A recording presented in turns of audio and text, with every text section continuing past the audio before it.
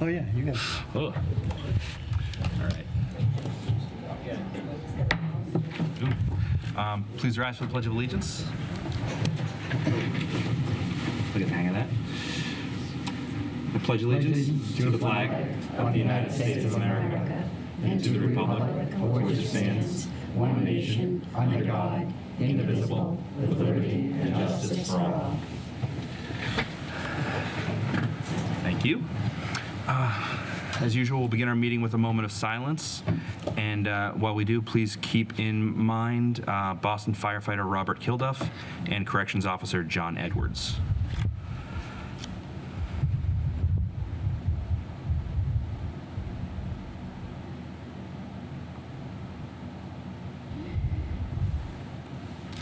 Thank you. I need to announce that this meeting is being televised and recorded by WHCA. And I need a motion to approve bill and payroll warrants. So moved. Second. All those in favor? Aye.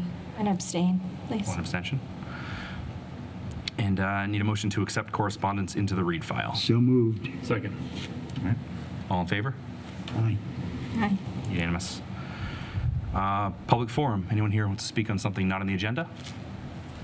Seeing none.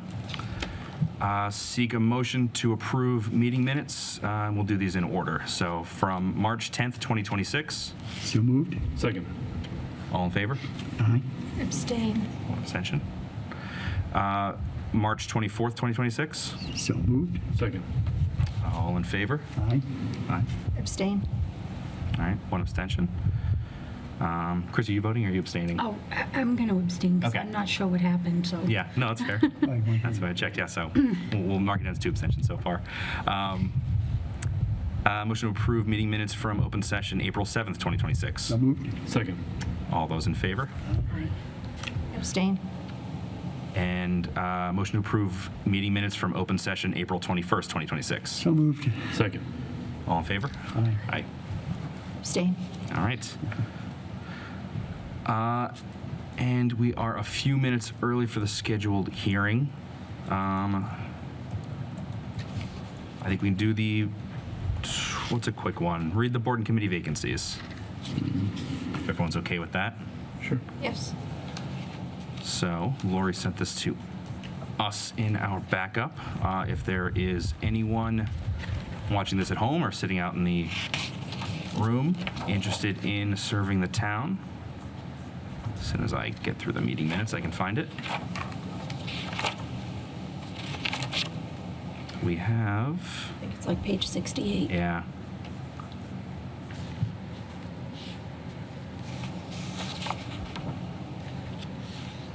I think I went past it. Here we go. Board committee vacancies. So currently in the town of Whitman, we have one alternate delegate vacancy on the AAA Advisory Committee, one vacancy on the Capital Committee, 2 alternate member vacancies on the Conservation Commission, 1 at-large vacancy on the Community Preservation Committee, and 1 Recreation Commission representative on the Community Preservation Committee, 1 associate member for the Historical Commission, 1 voting member for the Recreation Commission, and 2 non-voting members for the Recreation Commission, and 2 voting member vacancies for the Whitman Cultural Council. So if anyone is interested, please reach out to the Select Board's office. Mr. Chairman, if I may? Sure. I believe that the Community Preservation Committee, the Conservation Commission rep, that may be filled. I spoke with Ed Winnett, who said that they did nominate Brian LaPierre for that position. So that one may be filled, but there's Okay. still Several others if you want to get involved. Correct. All right. And I think we are at 7:05. So we have to open a public hearing regarding the petition of J. Maruti, Inc., doing business as Whitman Market and Liquor, to alter the licensed premises located at 183 South Avenue in connection with the all-alcohol packaged goods store liquor license as follows. To expand into the adjacent vacant space known as 187 South Avenue, consisting of approximately 3,246 square feet, with alterations to include removing the existing demising wall and adding a small kitchen space for takeout only. Do I have a motion to open the hearing? So moved. Second. All right, all in favor? Aye. Thank you. Is anyone here from Whitman Market? Come on up.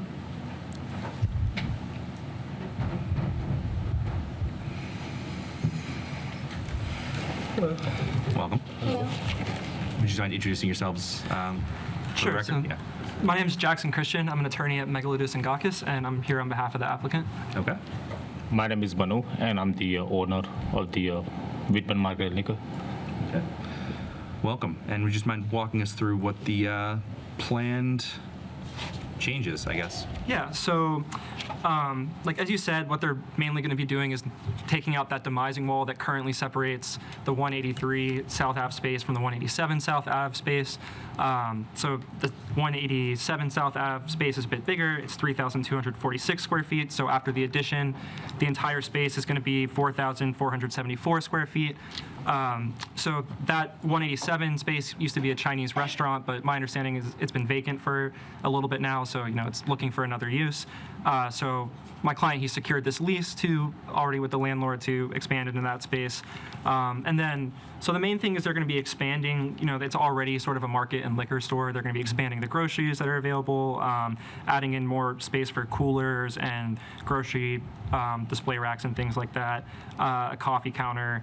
And then the one other thing, like you pointed out, was the takeout kitchen. So they're going to be just doing takeout only, no people eating in the restaurant, no seating or anything like that. But right now we're just looking for the first step, which would be getting the approval of the select board to increase the actual size of the licensed premises. Okay. Any questions from the board before we go to the public? I do- Yeah. I do have a question. Will there be food prep on site? And would that require a Board of Health food service permit? Yes, so the plan is to have the food prep there. So our intention was, to get this approval today, just to know that we would actually be able to expand like the size of the license space. And then, it will still take the ABCC at least 1 or if not 2 months, approve that. In the meantime, if, we got the approval from you all tonight, we would go to the Board of Health and say, okay, here's our plan. Now we need your all's approval for the food permit. Okay, so that's like step 2. Yes. Okay, okay. Any other questions? Oh, Mary Beth. Yes. Sure. I just want to make mention that this is subject to the ABCC approval and also subject to the advertising and abutter notification fees to the town as well. Okay. One more follow-up question. Does having the takeout window constitute any change of zoning requirements? And I don't know if that's a question for our board or for this property. Honestly, I'd have to take a look at that. I think we would be addressing that with the building department when we get the certificate of occupancy, because you're going to have to pull permits to take down the wall and put in the coolers and stuff like that. So, they won't give us the certificate of occupancy if it's not zoned correctly. Okay. Right. Well, it sounds like a good opportunity, so. Thank you. Yeah. All right, it's a public hearing. If there's nothing else from the board, any questions from the public? All right. Seeing none, do we have a I'll make that a motion to approve. motion to approve the amendment to the license? Yeah. A second.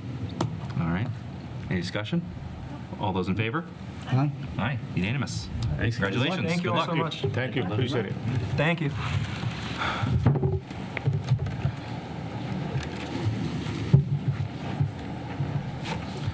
All right. And next up, chairman's report. So you all got an email over the weekend with liaison assignments. I did take a slightly different approach this year than years past. Open it so I follow along.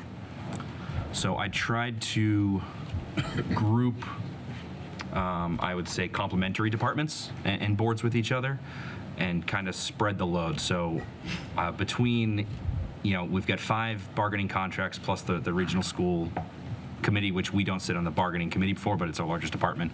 I tried to spread those out among all 5 of us and then kind of distribute from there.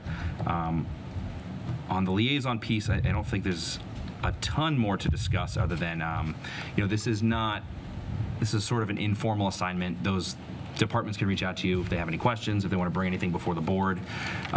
In limited circumstances, if either the town administrator, the assistant town administrator, or someone else is conflicted out of a situation, you may have to sit in to represent the board in those scenarios. But, by and large, our personnel director, the town administrator, handles most of these matters in-house.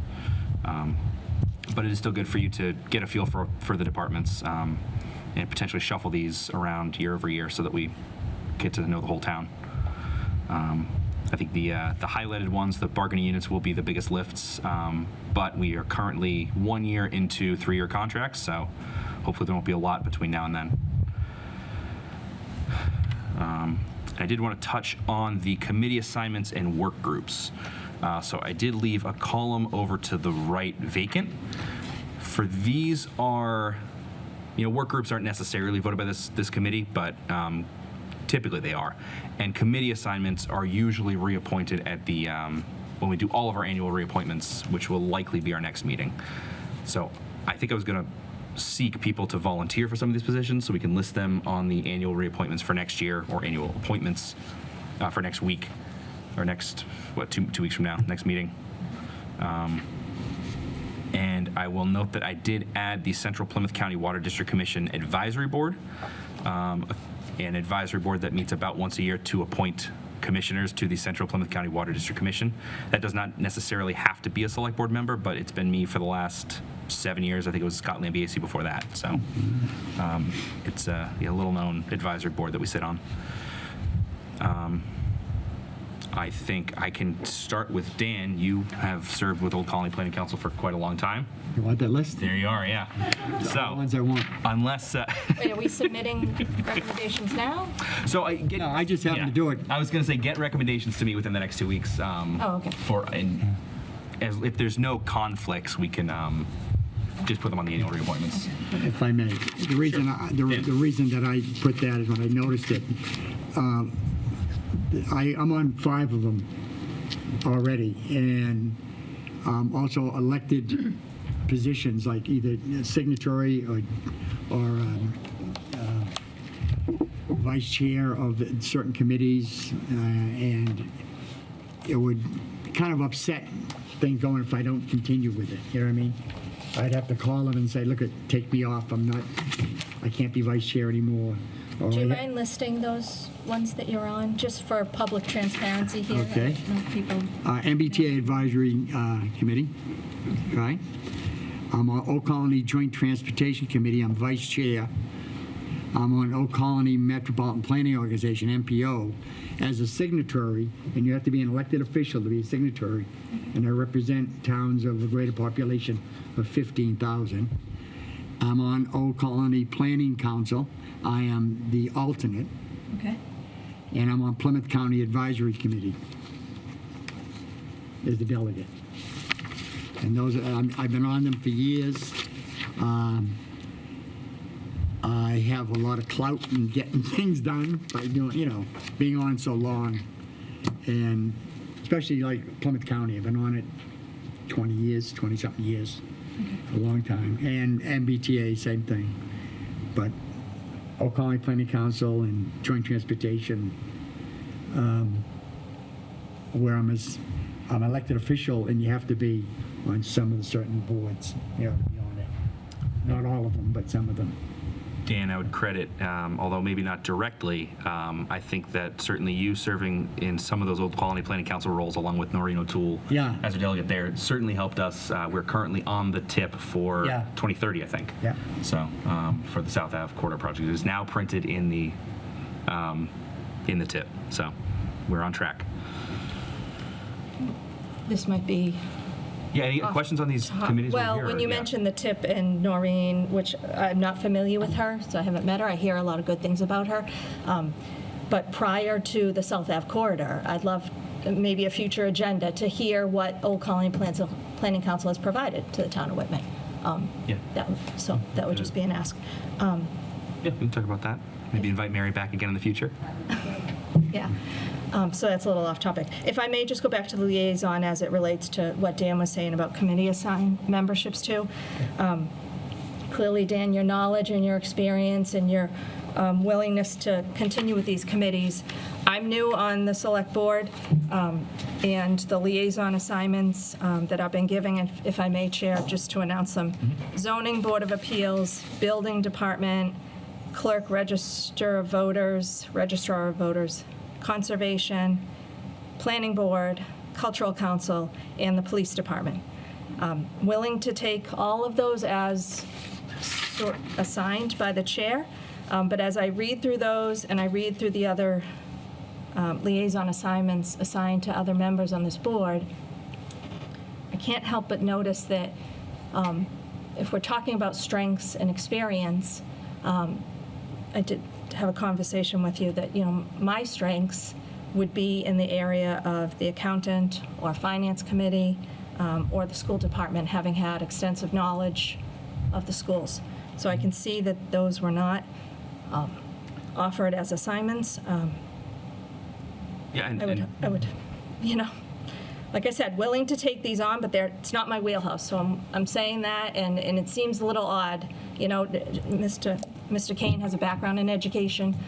He was given some accounting and finance and treasurer liaisons, and yourself, Chair, you have experience in engineering and more of that building sort of background. So yeah, I mean, obviously, I appreciate the feedback. I certainly mean no disrespect in any of these assignments. I actually, had kind of had in mind some of the suggestions you've been bringing to the board, prior to being elected, had been in the grants in that space of things, and this is where a lot of our work, particularly through Assistant Town Administrator Kathy Keefe, has been. So it's been on the planning, building, zoning side of things. So it's an imperfect fit, but it is, trying to make the best use of all five of us. I'll certainly give it my best work, as I would do with any liaison assignment. I think my advocacy as a citizen towards grants was more about asking the board and the town what had been done previously, not necessarily that it might be my personal body of work that I want to do.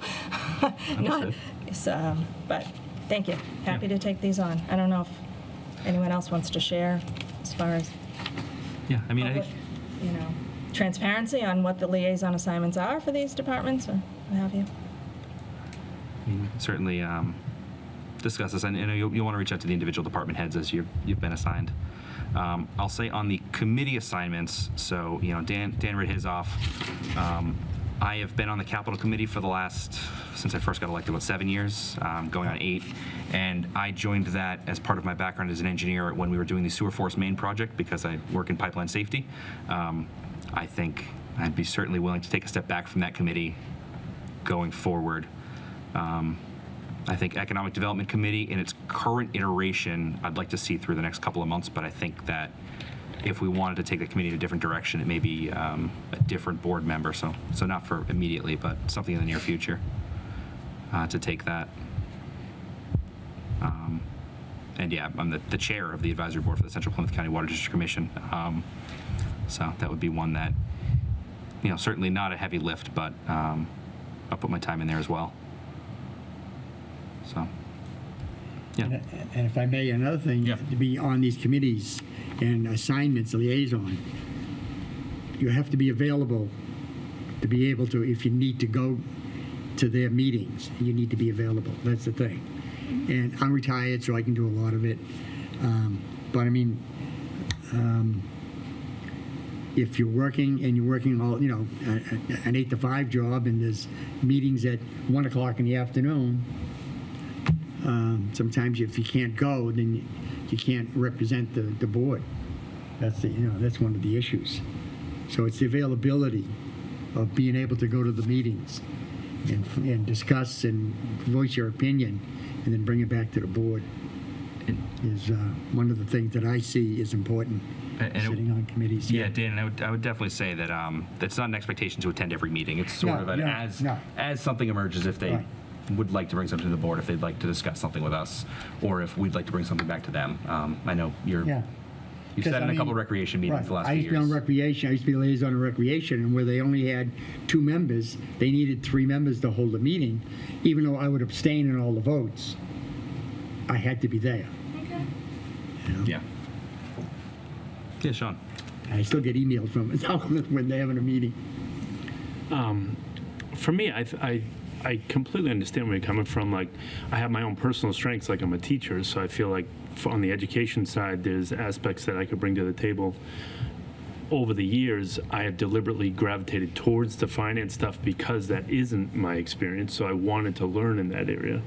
But I think my priority for this year and kind of moving forward is that we begin to work together. So if there are priorities that you have that you would like to kind of share or take over, I'm completely open to that feedback. And there is plenty of departments that I still need to know better, and I need to know the people better. So I feel like I'm still very much in the learning stage. And if you have ideas about how you want to kind of switch around or whatnot, I'm definitely open to feedback for sure. And it's not my choice, but as far as working through, Certainly, yeah. yeah. Worked through some of that in the past. I know Randy and I swapped departments a couple years ago. One final question, because one assignment liaison to you, Sean, it was called undesignated departments. Do we know who those are? So that, Undesignated is like all other duties as assigned? it's a catch-all. When we established the facilities department, there wasn't a liaison, and so they inherited that. Yeah. So the undesignated, I think it was Dan at the time, sat in some of those early negotiations. Facilities, is that assigned to But I believe anyone? facilities, actually, is facilities assigned? No. We may not have, yeah. So There's our first undesignated department. call it facilities, Sean. Thanks, Don. I'll fix that one for next year. Okay, I didn't mean to belabor that too much. New business. So, announce planning board vacancy and discuss procedure to fill said vacancy. Mary Beth, kick that over to you. Okay, sure. So for the planning board, there were 2 people that were elected, and then there were write-ins that caused a tie for 2 people for the 3rd position. So the 3rd position was not filled. Therefore, a joint meeting needs to take place with the planning board and the select board to appoint a new member to fill the vacancy. Okay. So, we should probably reach out to Adam Somerville, the chair of the planning board, and set a date for that. Because they need a full board. Downtown revitalization study with the Old Colony Planning Council. You're up.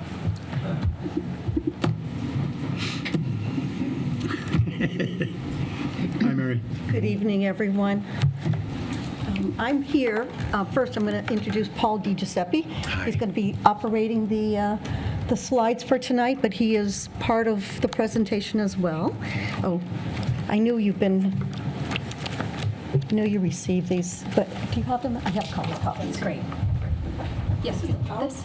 Okay. I have one. Great. But larger print if you'd like, and this is the reading. So first, thank you for the opportunity. I think just listening to the discussion you just had talks about the commitment the town has to the new members. First, congratulations on your election.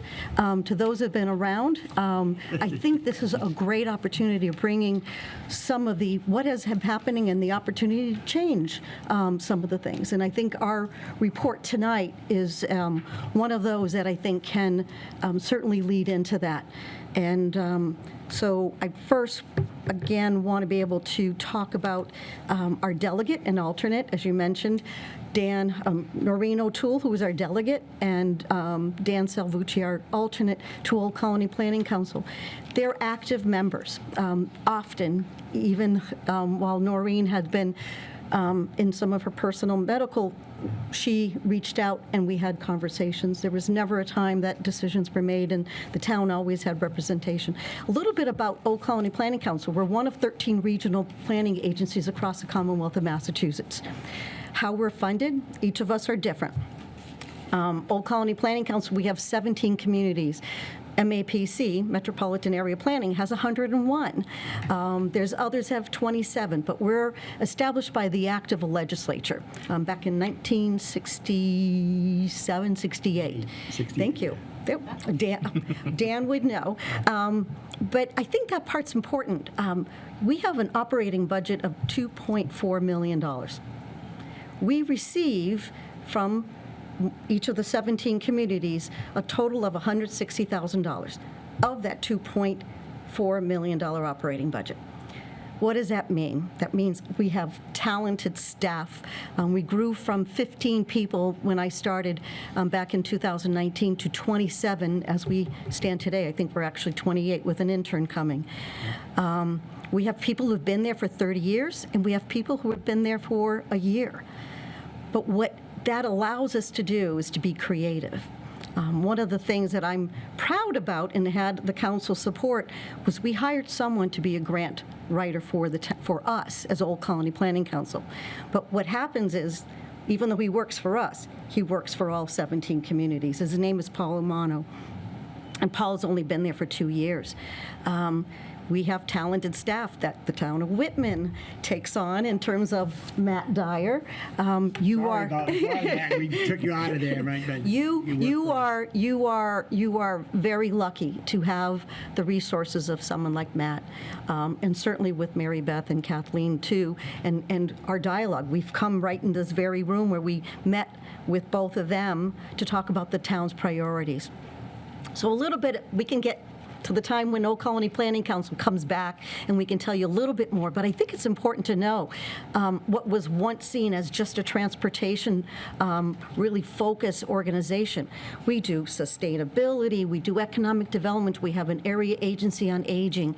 We deal with all aspects about of a community. Outside of police and fire, we really, but yet public safety and roads are part of what we deal with. So we have a great relationship with all elements. But we're like I call us like the Switzerland. We don't take a political stance. We are fact finders. We provide the resources. We dig into getting the data so then you as policymakers can make that decision. Why is that important? Because sometimes political winds can take you one way or another. So the report that we have today, and a little bit about that report, it came by way of the Economic Development Bill. During COVID, there was the ARPA fundings that had come, and it was an earmark from the legislature. So Senator Brady and Representative Allison Sullivan Almeida, very instrumental and very supportive of bringing funding to the town. Why that piece is important? Because you have a budget, and you cannot necessarily have had a report like this, to this detailed, without having those funds coming from outside of your town. We also have members of our staff that are Whitman residents, and I wish I was going to write down on my way here how many times I'm at Whitman. So I go to the Stop and Shop here. I go to Deegs. I spend my capital dollars in your town. I spend it in elsewhere, but I spend a lot within the town. So coming here, coming to the park with my grandson, coming to Whitman Day, right? Those are all the things that not just me, but the staff, we're embedded in your town. So when we write this, we write it as if we're part of your family, and I feel kind of like we are. It started with Nick Giaquinto, who left us a little bit earlier this year to go to the town of Norwell. Nick was very involved and very engaged and instrumental in meeting with many folks within the town. Don Sullivan, who was our economic development, he retired on the heels of Nick leaving, but then we have Paul DiGiuseppe. But I also want to acknowledge folks like Megan Fournier, who's our graphic, our communications director. The graphic and what you'll see here in the report truly is an opportunity to show graphically what the 60 so or odd pages of that report are all about. So I wanted to make sure that we talked about the funding. This is the town's. What I would like, and I know that the Economic Development Committee may not have seen this, but we certainly would love to have, if there's any tweaking that you may find along the way, you as the board or anyone else in town, we'd like to have them in like 2 to 3 weeks, because our fiscal year is ending, and we have expended all the funds for this project. Next, Paul. So the Economic Development Committee is meeting on the 25th. Beautiful. It'll be That's pretty late, super. but yeah, if there's any comments, we'll get it back to you. And that would be, even if it's a little beyond that, the summer is a little bit slower, but we would like to have this. So we want to make sure this study is not one that's going to go back on that shelf. We want to see and be engaged with you as these recommendations are going forward. So the scope, as you can see, the evaluating of existing infrastructure, the new development opportunities, streetscape design, strengthening pedestrian infrastructure, exploring placemaking and beautification efforts. Side note, I live in Brockton, and as Old Colony Planning Council, we're focused right in the downtown. So I am the president of the Downtown Brockton Association. So when I saw this report, a lot of the things that are in here are really important. Like, I'm going to maybe steal a couple of these. But the idea that you have in terms of what the memorandum of agreement, what we were charged with by not just the economic development, but working with Mary Beth and Kathleen, the goal is to make a walkable and vibrant downtown, encourages shopping, local, right? Buy local is so important. There's so many things. Paul has been on the job for about 4 to 5 weeks, and he's been here a few times, and he just is in awe of the opportunities that the town has for economic development. And you can just see the overall quality of life for the residents and visitors alike is important. Next, please. So that was the target area, 108 acres. The number of parcels you can see within it, that yellow, that was an agreed upon discussion, just about the demographics, where it's located. Could we have gone further and around this? We probably could have, but a lot of, as you start getting further away from the downtown, you're getting into more residential. So really was a focus for downtown. Next. So area attributes, besides the 108 acres we talked about, there's a diverse mix of real estate in terms of land use, storefronts and multifamily and commercial and single. Average lot size, 0.41 acres. Knowing that you have an opening on your planning, I think this information will also be very viable for them in making decisions. Residential neighborhoods are nearby on all sides. Full sewer service. I can't tell you the number of communities that I've talked to around the Brockton area that do not have that full service. The commuter rail station, it is less than 1 mile from downtown. The recreational assets, again, the pond and the athletic fields, schools, and then the commercial corridor, the east-west connection to jobs, the cut-through for customers. There's the east-west from say Plymouth to say, to Route 24. This is a hot spot for folks to be here. So the part that's going to be really important is to know what that balance is, where you're able to grow, that may not require a whole lot of zoning changes, and yet protect the quality of the life that Whitman folks and businesses have been wanting. Please. I love what you just said, that this is a hot spot for people to be here, because I've always believed that. And what's interesting is, as I've followed prior history on Whitman's municipal meetings and so forth, I continued to hear as a citizen that Whitman was in the middle of nowhere, that we weren't close to Route 3, we weren't close to Route 24, and I never believed that. I believed there was a lot of potential. So thank you for calling that out. It's an important piece, right? I leave Brockton to come to the park. We're having to capture what are your assets, and it really is important to identify them.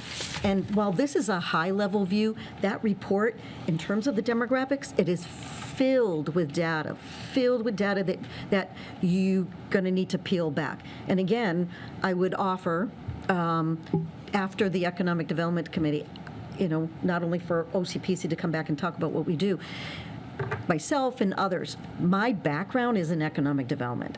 And when you start identifying your assets, sometimes it's hard to pat yourself on the back, but you do.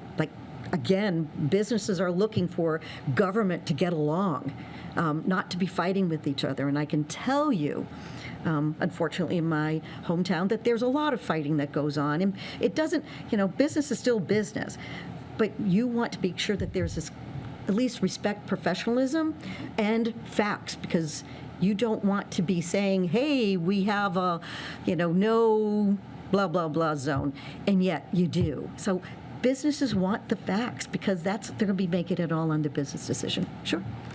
Something you said to me is actually very important, that we do want to find intelligent ways to improve our economic development, obviously, but we don't want to compromise the integrity of the small town that we have. That's right. And finding that balance, I think, is really critical for this plan, because there are going to be people who are watching very closely on both sides. Some people that, would do almost anything to lower taxes, and other people who it's very important to them that we keep the small town feel. And so I think I've already read through this, and I do like what you're about to present, but that is, I think Critical. it's exactly what we need to be focused on. So keep saying that, right? I mean, again, I heard your previous conversations about your structure and your committees.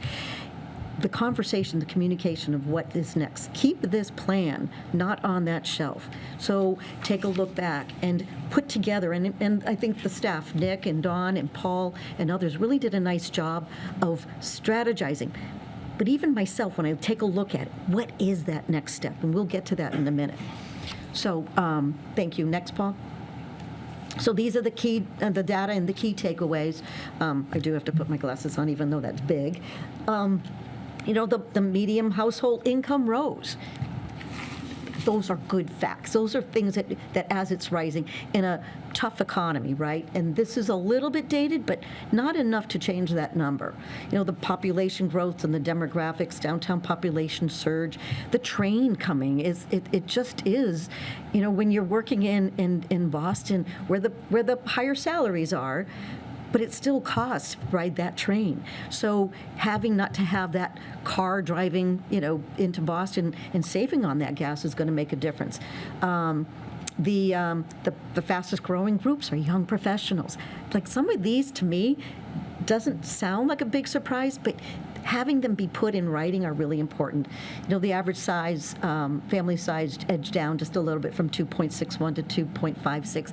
That really isn't enough, but having schools and being involved with the schools is important. When looking at places, and I've been having lots of conversations with realtors, your schools, if a family is coming to live here, the quality of life, playgrounds, safety is really important. The housing occupancy, if you can see the rental apartments denominator, it just grew from 882 to 1,049. That's in 2023.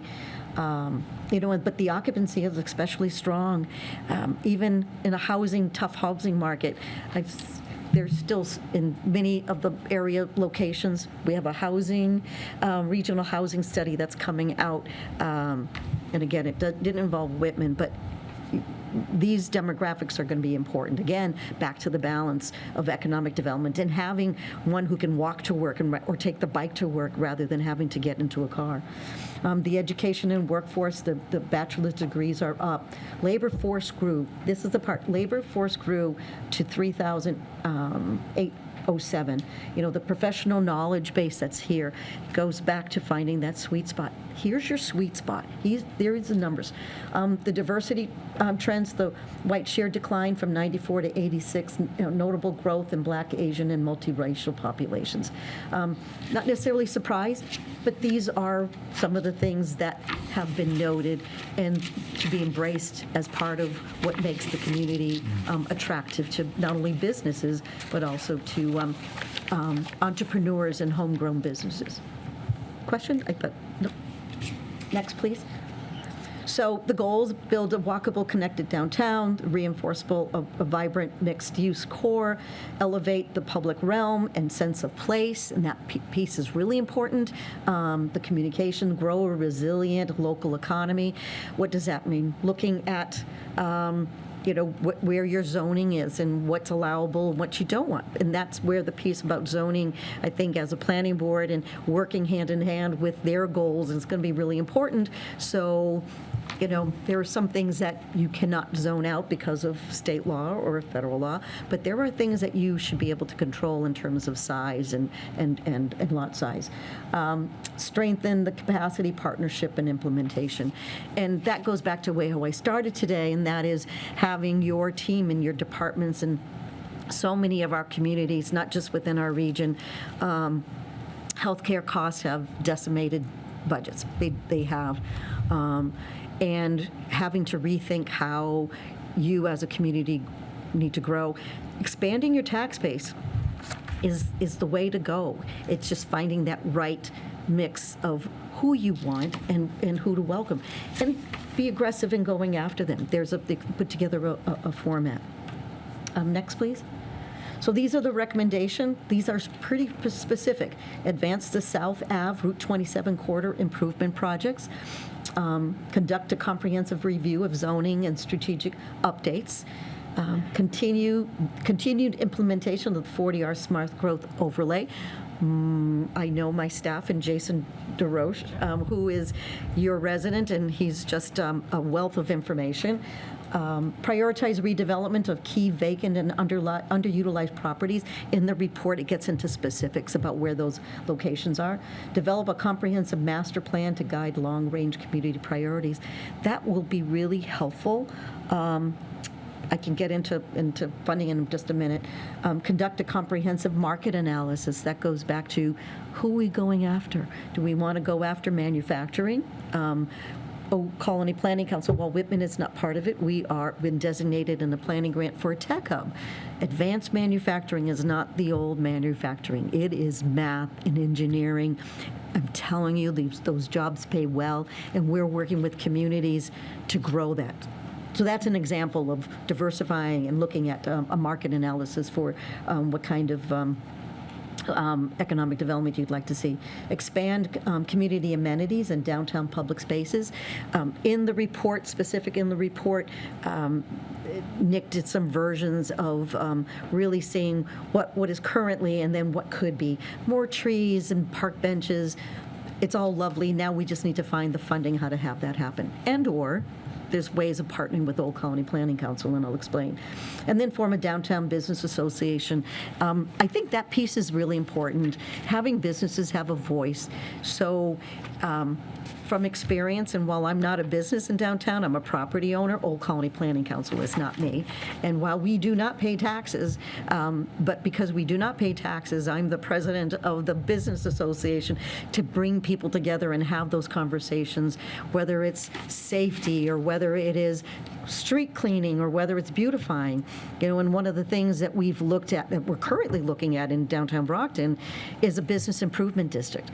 So the property owners are willing to self-assess, to put money into a pool, to hire someone to do that. It's not on how it works, and again, it's not really one of the recommendations, but it could be because the community has so many different things, and the businesses, to retain them, they don't want to leave because lifting up their business and going somewhere is also going to cost money. So they want to stay here. And so there's some elements of that, forming a business association and a business improvement district. So, I think it's,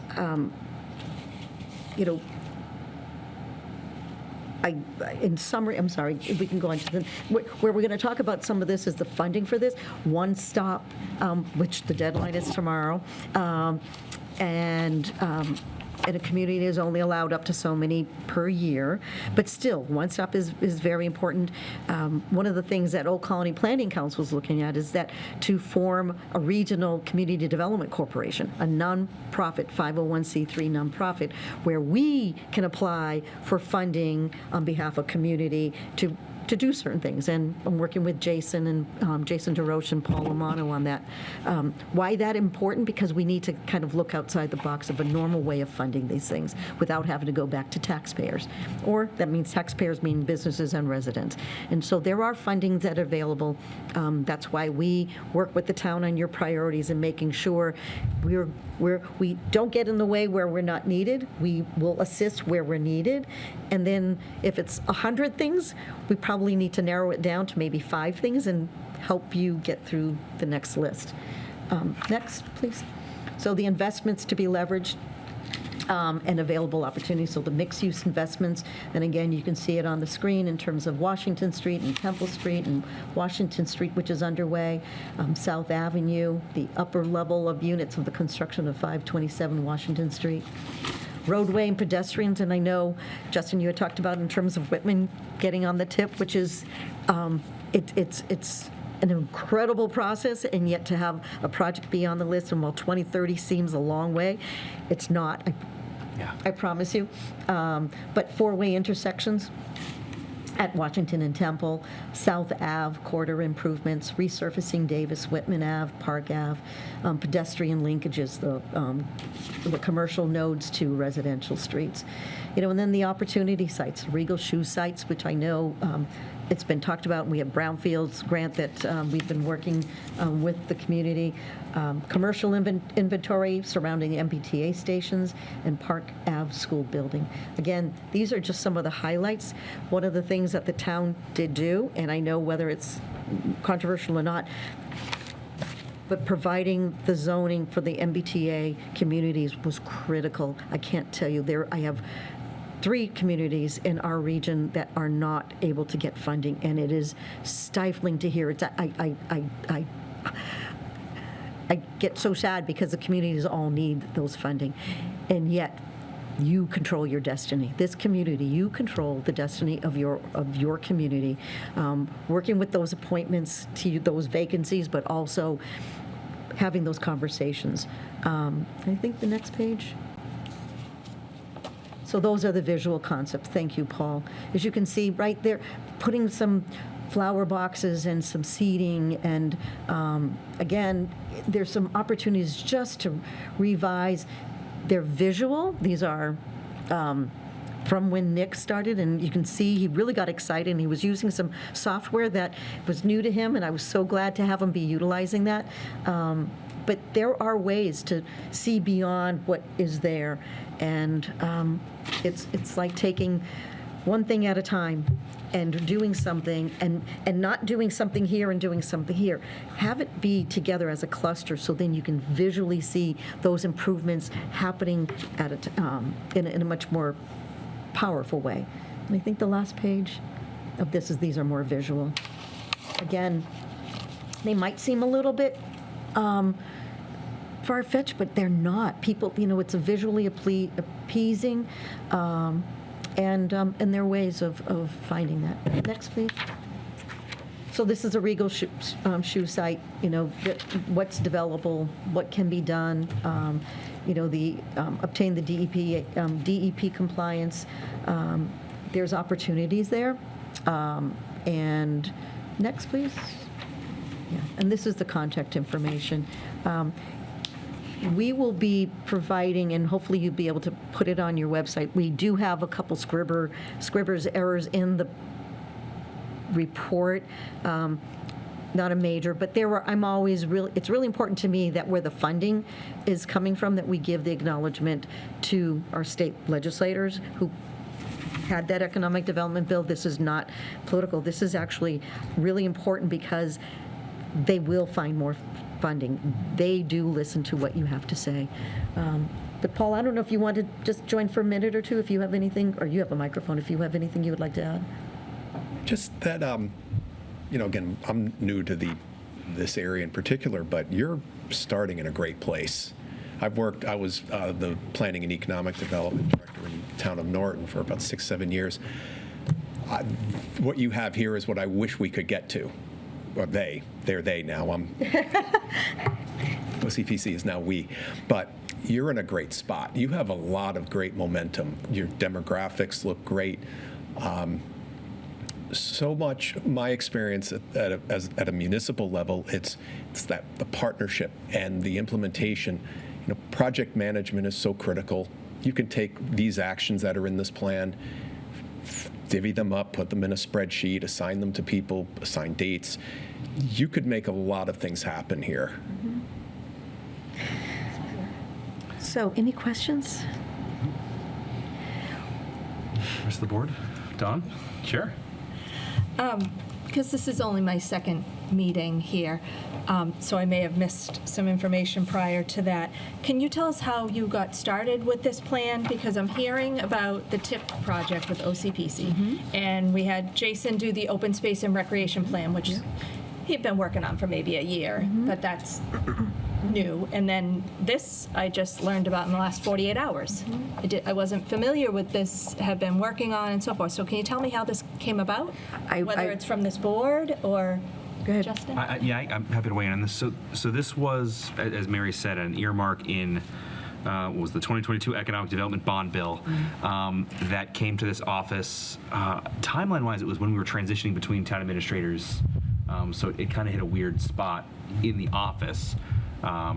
I believe the legislature reached out to us and said, this funding is sitting here, can you spend it? We called Old Colony Planning Council, Nick Giaquinto said absolutely, and I think we got an extension on the state grant funding for Nick to begin that process with Don Sullivan and bring it to here. Nick presented to the Economic Development Committee almost a year ago at this point with preliminary stuff. So this is grant funded. Are you saying it was from the former town administrator, Lincoln, who would have applied for this and we received it? I don't know if it was I think 2022, It yeah. was 2022, and my understanding is from the state legislators who represent the town of Whitman, who understood that there is a need to kind of think outside the box. In an economic development bill specifically, there are you couldn't do certain housing things in the economic development bill, and so one of the things was to be focused on downtown. And so that really is where it initiated, and as you mentioned, in terms of the transition of town administrators, put a focus to having many of our staff know about Whitman. I think that's where the MOU in the beginning, where we talked about the different things, what we were going to be focusing on. Okay, so we had an opportunity last Yeah. 3 years or so. So Yeah, pretty much. it's good we're maximizing it now, but Yeah. let's take Yeah. advantage of it. Okay, thank you. It's fantastic. Yeah, Sean. I love the plan. I love all the work that's gone into it. I love how thorough it is. I like that we have we have a partnership and active communication. I really appreciate it. Thank you. It's not the end. We'll be back. And whether it's in front of all of you or individually, that's our job. I mean, it's our job. And so we want to be, well, there's 17 communities. For those communities, and Whitman has done an extraordinary job. Mary and Kathleen, and to all of you, in all sincerity, there are some communities that will say, nope, we're good. Well, we're going to go to communities that want to work with us. And between the delegate and alternate to OCPC, they keep our feet on the fire. So, great. Yeah, Mary Beth. Yes, so we also applied for the master plan grant. Yes. So that went in May. We should hear about that in the fall, I believe. sometime Yes, in the that's fall, correct. Kathy said. Yep. And the last time we had our master plan updated was 2004. So And it's one of the recommendations. exactly. So when you said that, I'm like, okay, so we're hoping, fingers crossed, that And if I could, just even internally in the office, Lori Muncy, and having conversations at that point, it was Don Sullivan and Charlie Kilmer. I mean, we all talk within the office saying, listen, there's an opportunity for Whitman. It's not like, okay, you're going to deal with, like, we really do talk. Matt, who's in the transportation department, is often in the comprehensive planning to talk about the different things and how they cross. It's important that we're communicating internally how we can work with you. So I think more is to come, and I appreciate, I will not take credit, the folks, and some of them that are not on here, Megan Fournier, particularly with communications, and now with Paul DiGiuseppe on, we'll be continuing on with the work. So thank you. Thank you for the opportunity. And Mary, I think I'll probably reach out to you and Paul to invite you to that Economic Development Committee meeting. Would be great. I believe this will be the only item on the agenda once we get it over there. So Terrific. And just for logistics, the town can put it on their website. We'll be putting it on ours as well as a working document, so we'll share the link. It'll probably be up by Megan tomorrow. But we can start at that point, and then, because if you're going to have any changes, we can have those be done at that point. So, certainly. thank you very much. thank you. See you tomorrow. You will By the way, I'm chairing the, I saw that, JTC. Yeah, I saw that. Thank you. she took over for Pat Generello. All right. Town administrator search process. Mary Beth. Yes, so let me just take a quick look here. That's item number 6. So yes, I did submit my retirement for September 5th, so I think we need to get going with a TA search. And I can say that before me, when Lincoln Heineman was hired, the town did receive, go out and, for a search. And that was an article that was put on on an annual town meeting in May of 2020, and there was an article for $15,000. We did receive a few quotes and went with Community Paradigm Associates. Their quote came in at $12,600, and the town actually paid $10,575 for the search. So I think that what the board needs to discuss right now is, do you want to go out for quotes and a search, or do you want to put together a committee and put it out on MMA and a few other, newspapers and whatnot to get candidates in to seek qualified candidates, just so we can get the process moving. Does anyone have any thoughts on the search process? Yeah, I know a lot of people, they go on the MMA website to look for Absolutely.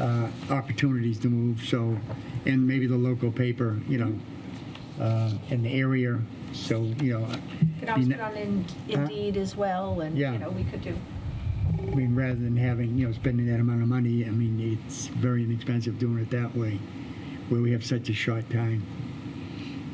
I think if I could, so when we were replacing, looking to fill a TA vacancy left by Frank Lynham retiring after a long duration, it made a lot of sense to bring in a search firm to do kind of rewrite our job description and do that initial process. We've now done this a couple times in the last few years. I feel comfortable establishing a working group or a subcommittee to put together just a couple of people to review the job description, post it, review applicants, and then potentially, if Peter were here, is going to ask about exemption 8 to the open meeting law executive session to see if the board could review all the applicants in executive session.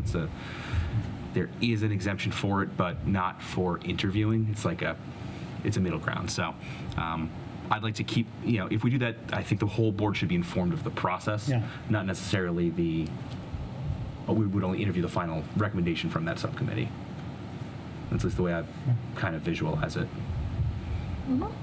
Sure. Question with Dawn. the search with the company, I'm sorry, remind me of the name of the. Sure, we use Community Paradigm Associates. Okay, but there are others too, right?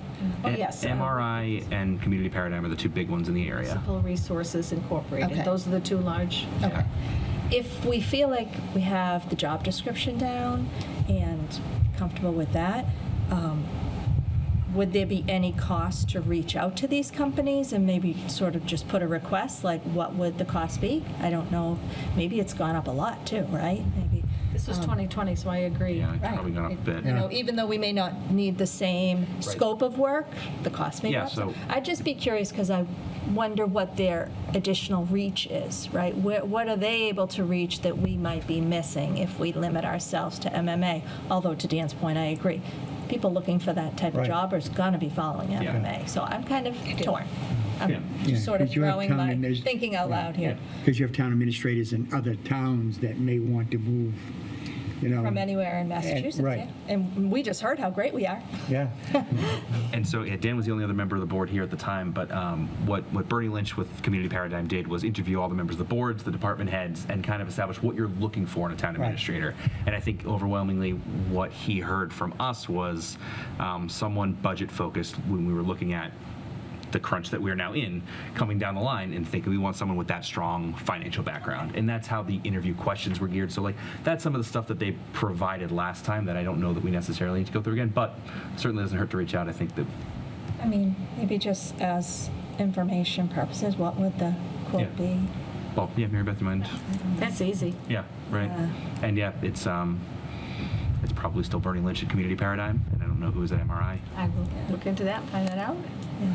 But I would, might be comfortable with the alternative. Yeah. Area newspaper, is that Enterprise we're Yeah. using now? Surprise, maybe the Ledger. Do we look for people too? Like, do we go on LinkedIn and things like that? Or do we just wait for people to come to us?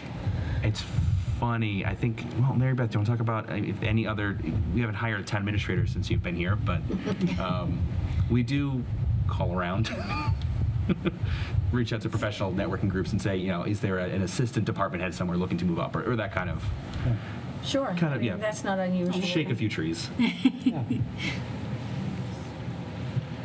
So I will receive I'll get some quotes. Yeah. For the next, Yeah, I'll share let's that not with you. wait on this, because I think even the search interview process, we're, to get someone in for September, we're already pretty tight, You so. want to form a committee I don't know that we anyway, form or- a committee until we get the numbers back, but I think my hope would be for the 16th? yeah, if anyone's interested, I don't know. I don't want to put the cart before the horse and say what would the committee look like if we formed it, but maybe for the board members, think about what that kind of committee looks like so we can put members on it to immediately start going. 3 a quorum on a Yes. committee? Yeah, so it's Yeah. yeah, two? Be just so it would two be would two do it. members of the select board at most. And then is there other? So last time, who would have been here? One of the chiefs, right? Yeah, Chief Clancy. So it was you, Carl, Frank, as interim TA. John Galvin, right? We had a citizen at large. I don't know. So it was something like that. It was 3 or 4 members, 1 select board member. But we can do 2, no citizen at large. I think there's plenty of room here to work with that. And then, yeah, my intent would be, I want to talk to council about it, but, does that exemption 8 allow us to discuss the process as we're trying to narrow down the list of candidates? Bring it back to the board in executive session to not out anybody who's looking for a job to their current employer. Yeah, because we're almost at like 60 days here, right? July 1st will be here. Yeah, that's the challenge, which is why, yeah, if No, we're, yesterday was June 1st, but. if we're going to Feels like- delay any, yeah, let's try to get a committee established with job posting basically ready to go at the next meeting if we choose not to go with a firm. Okay, I'll get the information and get that right out to the board on the quotes. Appreciate it. As soon as they get that back to me, I'll send that out. And keep in mind, too, that the funding source to pay this is if we do outsource. True has not Okay. been voted at a town meeting yet. Correct. Yeah. Correct. Have to be So- identified. Right, exactly. Yeah, Sean. Yes, I definitely agree with that plan. I'm probably leaning more towards not going with that, but I think doing some due diligence just to see like what we would get back and services that they could provide. But I think because of the timeline and I think because of your experience, you guys, I think we could probably get it done in an efficient way. Yeah, but- All right, and then town council fees. So this was in the Reed file, but I did just want to announce it to the public as well as the rest of the board, if I can find that email in our agenda. Our town council is increasing their fees, as they do almost every year, to $230 an hour. So that is why when we occasionally try to handle things without calling legal counsel, we're trying to be stewards of the budget. And that is just, it's an increase from $225 an hour. 225 to 230, Right, yeah. so I just wanted to clarify Correct. that. Sean? I've said this in the past, but I think if they're going to do this, obviously, I don't think they did it last year, but like you said, every other year or whatnot, if they could do it in line with our budget process, I think that would be helpful. I know it doesn't, we only have a certain amount allowed for this in the budget, per our line, so it kind of is going to cover that. But I think if it was in line, if it was happening 3 months ago, it just would be in line with the calculations that we're making. I do think at least, I'll let Mary speak in a second, but at least on the years that we are bargaining with 5 unions at the same time, we do usually call ahead and say, do you plan on taking your fees up next year? We would need to allocate a little bit more. And I did that. Yeah. Oh, you did? To be honest, right, Excellent, right. yeah. He didn't actually give me the exact number. He said, yes, they will be going up slightly. So I took that into consideration and I did a look back on, for the budgeting purposes, what we had spent, to date and so forth. And so we just, I think, level funded that line this year. so. Yeah. Which level funded that line, I think, barring any unforeseen circumstances, we were still bargaining with 2 unions coming into this fiscal year. So Correct. we would expect to need fewer hours Right. now.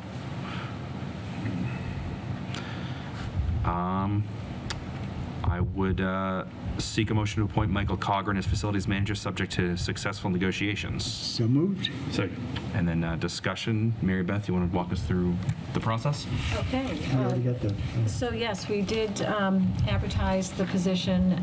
We had a few I would say several applications, but we were looking for a candidate with a contractor supervisor license. We did have a couple. We interviewed one other candidate that seemed to meet a lot of the criteria. However, we felt strongly that Mike, he's been with us for many years. He's done an excellent job. He knows the buildings, so we'd like to move forward with Mike. He's serving as our interim at the moment. So yes, later in the agenda, we do have an executive session to go over and discuss his contract terms. And then keeping, I guess, personal discussions as high level as you can. Any concerns so far in the interim process, or Mike's been doing a great job? Great job. Okay. Absolute great job. Yeah. All right. Okay. Any other discussion? All right. All in favor? Aye. Aye. Unanimous. We are going to pass over the next item in new business. As Mary Beth mentioned earlier, the Conservation Commission has the ability to appoint their own representative to the Community Preservation Committee, so we don't need to take action on that. Old business, vote revolving accounts. We talked about this last meeting, and we got an opinion from council that we are okay to move forward. Mary Beth, want to weigh in or read me some language for a motion? Yes, actually, Jen, would you have the revolving account amounts that we currently had in place? There was a question on whether or not we had to wait on this item Correct. from the last meeting. Yeah, And raised by a member of the crowd. Correct. Yeah, as a point of order. Could you please? I do have this back up here, but the specific amounts, I'm going to just refer to the document that Jen has. So we are, for 27, increasing all of them from a zero base to the stated amounts. They'll be the same amounts that we have had for many years, except for the recreation. And that one, I believe, is going up from $75,000 to $130,000. They've really increased their participation, the programs that they offer, and so they need to increase that amount. Not to mention fees as a result of the override not passing last year. Exactly. So, yeah, they Exactly. take in more cash as a result of the town Right. providing less. Right, and so they're doing a great job. Separate from that vote, once I list all of them from zero to the new for fiscal '27, I then would like to take a separate vote, which we already had all the amounts for the revolving in last year's annual town meeting. So I just want to increase the recreation again for fiscal '26 from the 75,000 up to the 130,000. So I would like it as two separate votes, but in looking up the backup here, I just want to refer to the document that Jen's bringing in. I apologize. Not a problem. Any questions on that while Jen seeks the exact numbers? Okay. Do you want to skip over that for a moment and then? We can move to, Oh, you want to vote the recreation? I guess we can vote the fiscal '26 recreation out of order, if that's fine, right? No, that's absolutely fine. I think I hear her now, right here. Never mind, we have a motion on the floor. Actually, we don't. Awesome, thank you. Note on the next page. Yeah. Okay, thank you, Jen. So I would like to set the limits first for 27, if you don't mind.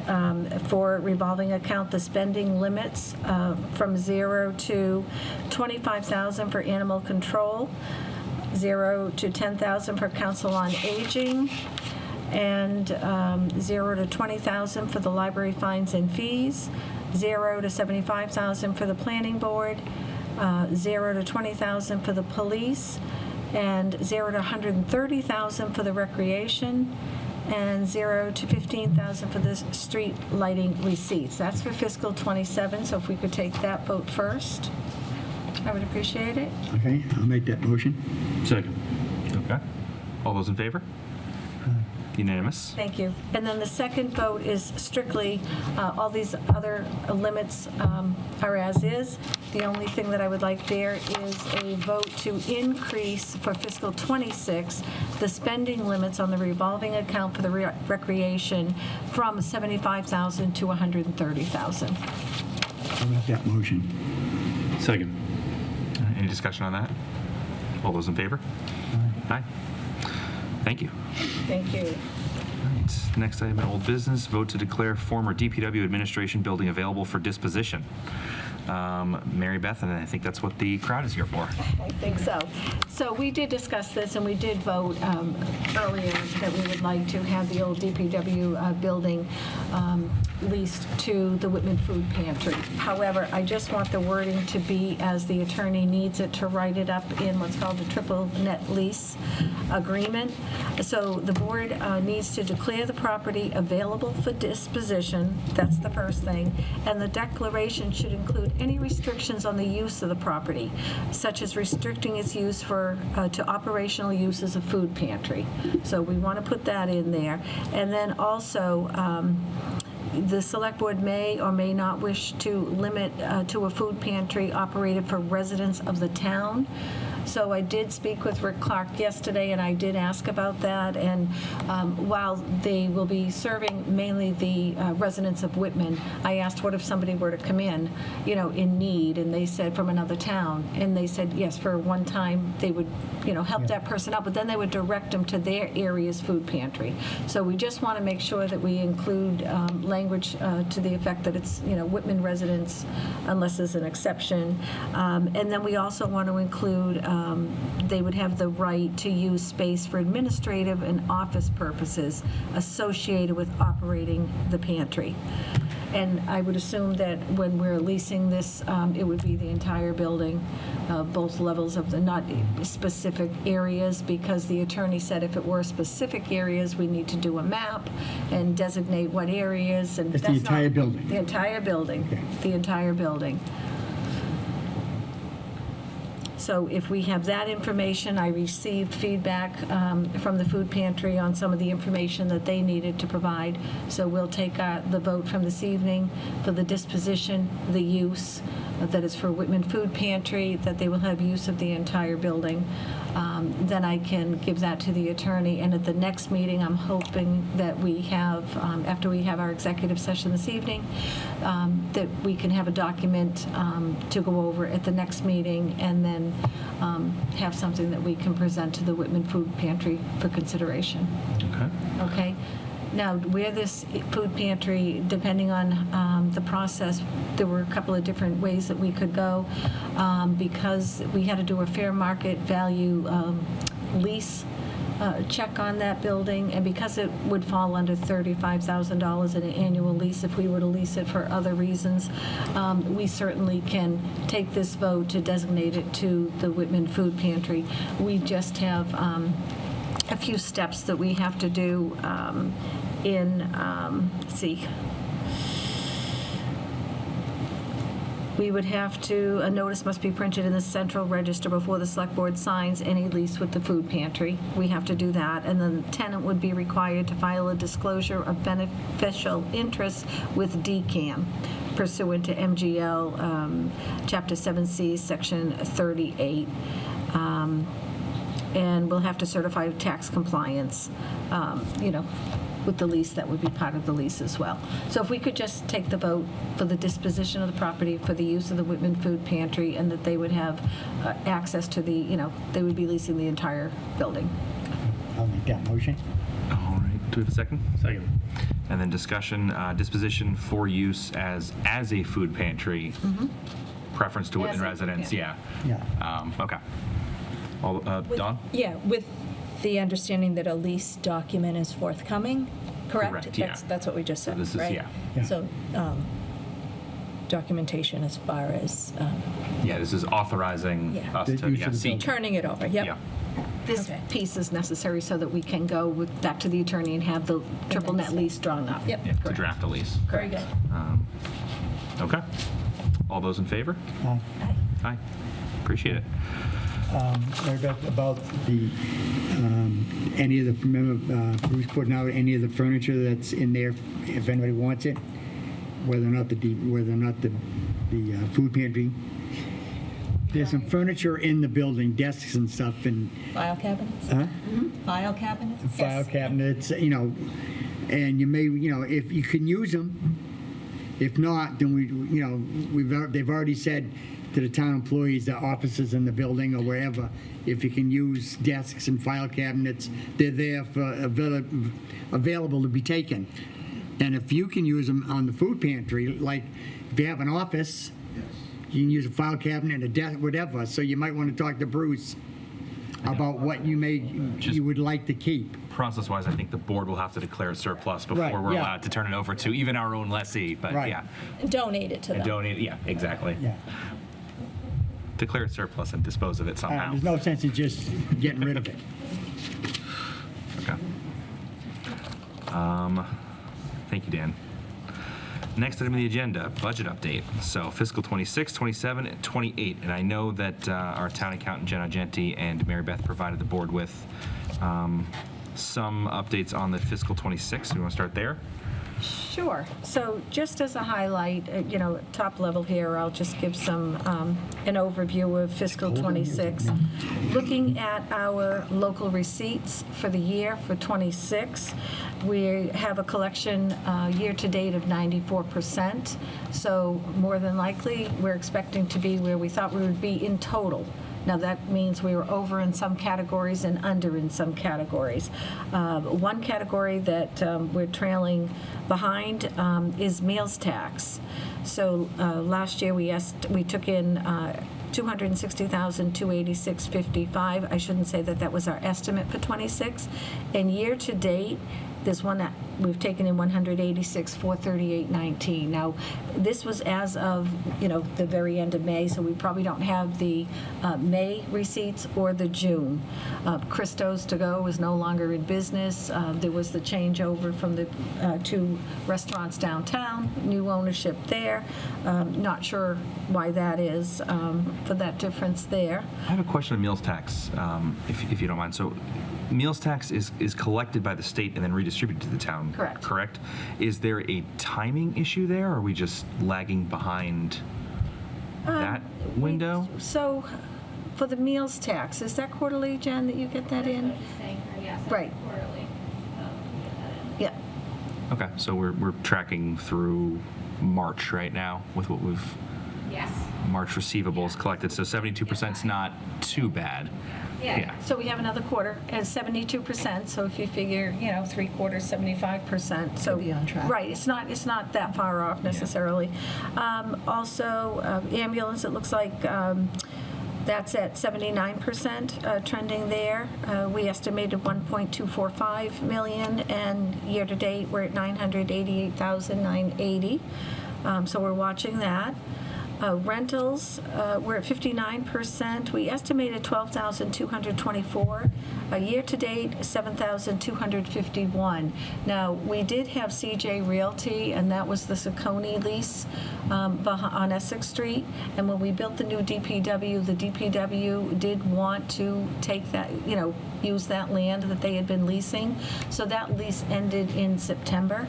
So that, I think, is the major reason here that this is trending under. Now, as far as exceeding, let me just take a look. We have, we have boat excise, which last year, the boat excise numbers have been down in the last few years. I questioned it because we normally do about 52, 53 bills for the past 10 years.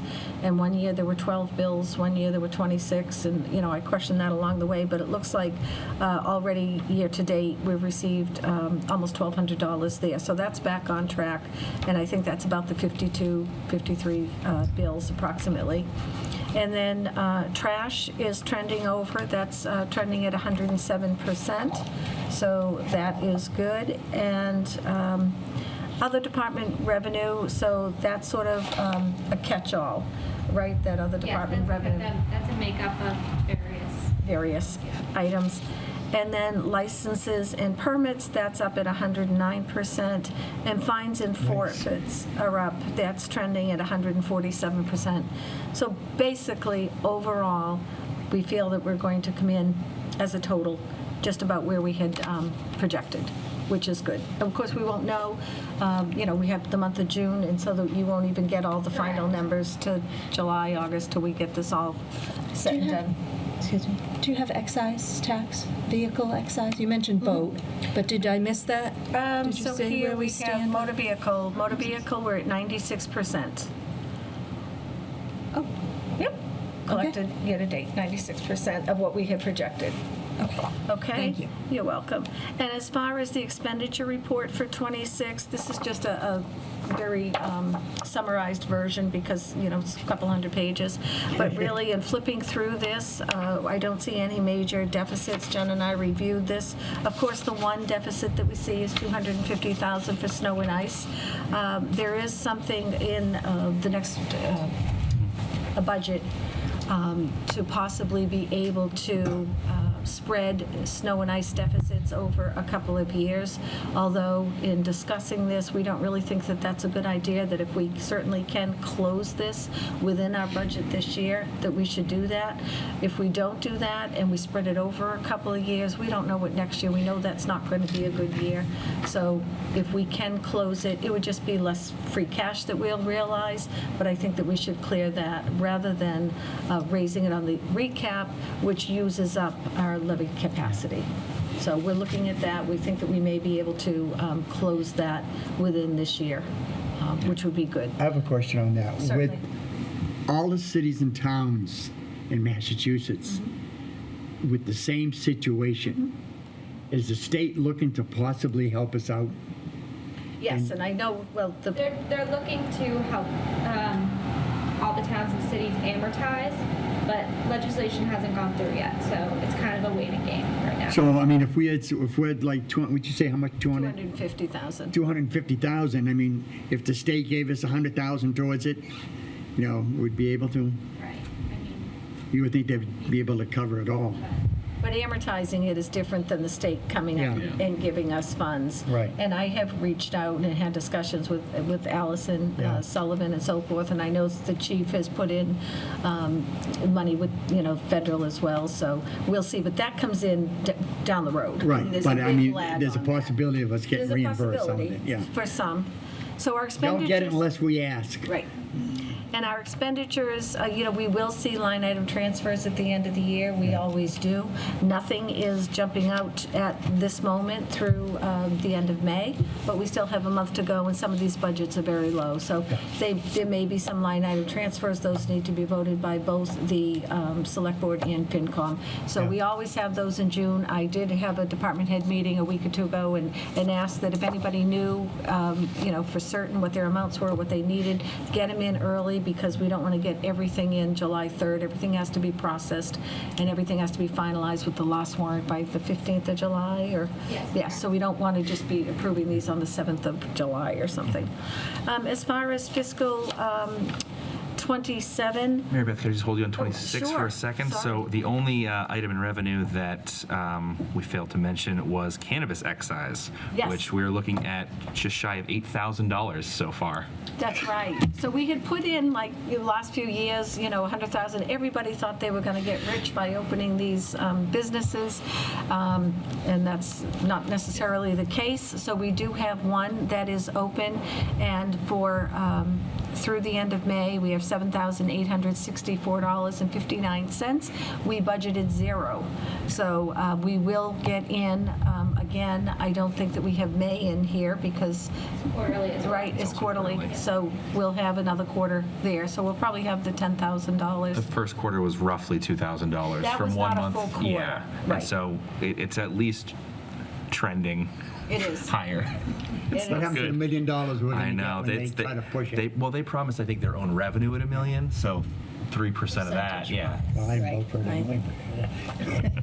Any other questions on 26? I just want to thank you for putting this agenda item on, just to review the year-to-date revenue and expenditures for FY '26, because based on my, watching meetings and so forth before joining the board, I don't recall seeing the board reviewing that, and I think it's real important that we talk about where these budget lines are and where the revenue is coming in. It's great to hear that feels like it's on track for what was estimated and budgeted for FY '26. So thank you. you're going to move on to FY27? Yes. Okay. Yes, and also, I asked Jen Argenti, the accountant, if she could put the revenue report or the Oh, yeah. So Online? I spoke to Steve Burke. He walked me through how to upload everything on the website, so that's kind of my next project. I'm going to try and, I don't know if I'm going to start, I guess I'll have to get a feel what everyone wants, but in this past fiscal year and do every month up to the, end or how I'm going to do it, but yeah, monthly reports are going to start to go up, so. Thank you very much. you. Thank you.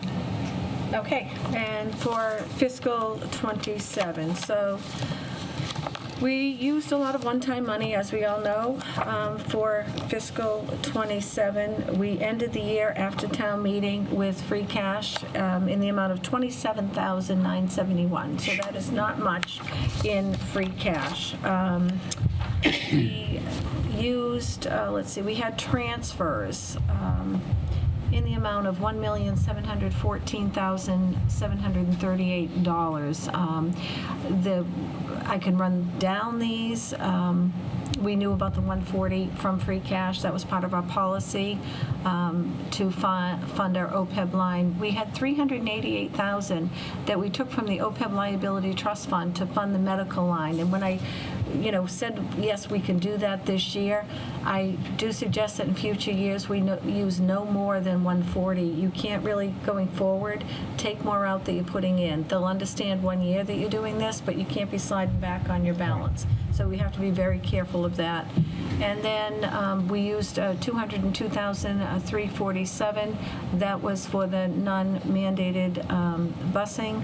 And we have free cash to fund Plymouth County retirement. That was the $200,000 plus the extra 10% from the balance that we were going to put into the general stabilization fund.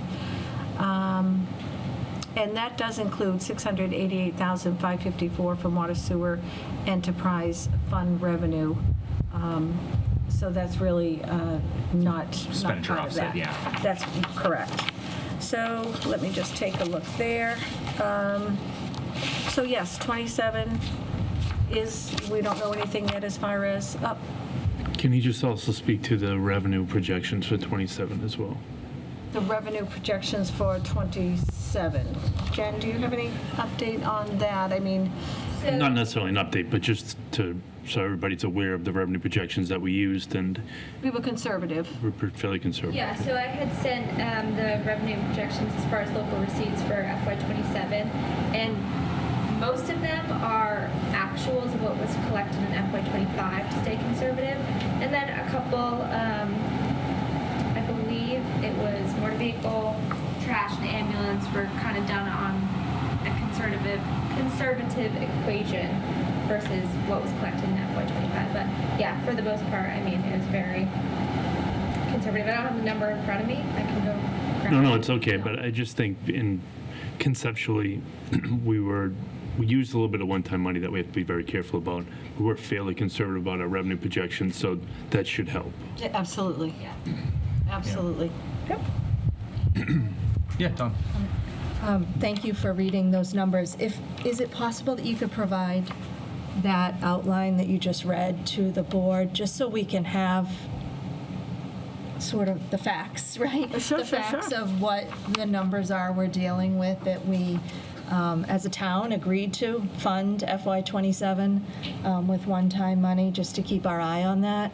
I think it's extremely important because when I think about the difficulty that we went through as a community and a town in getting to the FY27 budget, I just keep thinking it shouldn't look like this. And I say that when I reflect back on some increased revenue we've got in terms of Chapter 90 for our roads. Historically, it was 200 to 300,000, and now I'm seeing it's 500,000. So we've got a little relief there. Chapter 90 funds coming in to support that area of town. Going back to 2020, we had the statutory method, right? We saw relief from the town of Whitman on what our payment to the assessment of the regional school district would be. And the opposite side, I see uncollectible property taxes approaching 9% of the levy, and I wonder why, and I wonder how we can how we got here, right? So what I'm really thinking is, as a board and looking at budgets, and we look ahead now to FY28, right? We just talked about closing out FY26, so we're living in that budget right now. We're approaching FY27, and then we're going to start planning for FY28. So that's why all three of these are on the agenda. That's really why I put that out there, because we really are living in 3 fiscal years. You know that. You always have. It's always been. You know, when you are done with one, you're on to the next. So I would hope at some point over the next couple months we can get a historical accounting, almost going back 10 years, right? Look at our expenses, look at how the town has grown, right? And justifiably where we needed to grow. And then just see how we move ahead to FY28, right? Where we have really been, as Jen just mentioned, you know, we set FY27 because we looked at FY25 because that was the concrete. You're always in the middle of FY26, so you don't know where that's going to land. But looking at the trends, and I just think it's how we rebuild public trust, right? Really just looking at our history, where we're going. That being said, I would like to make an ask and make a motion for Town Administrator Carter to submit a request to the Division of Local Services and the Financial Management Resource Bureau on behalf of the Select Board to provide assistance to the Select Board and the town in forming a budget bylaw and a financial management review.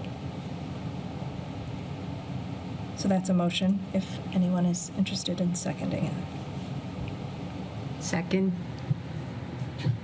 That makes sense. Can you just restate what the ask is of? For Town Administrator Carter to submit a request. So that's the process with Division of Local Service.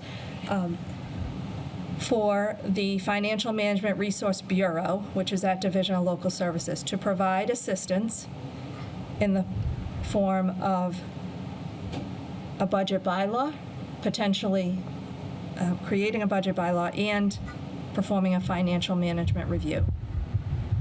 So these are no cost to the taxpayer. Division of Local Service provides this.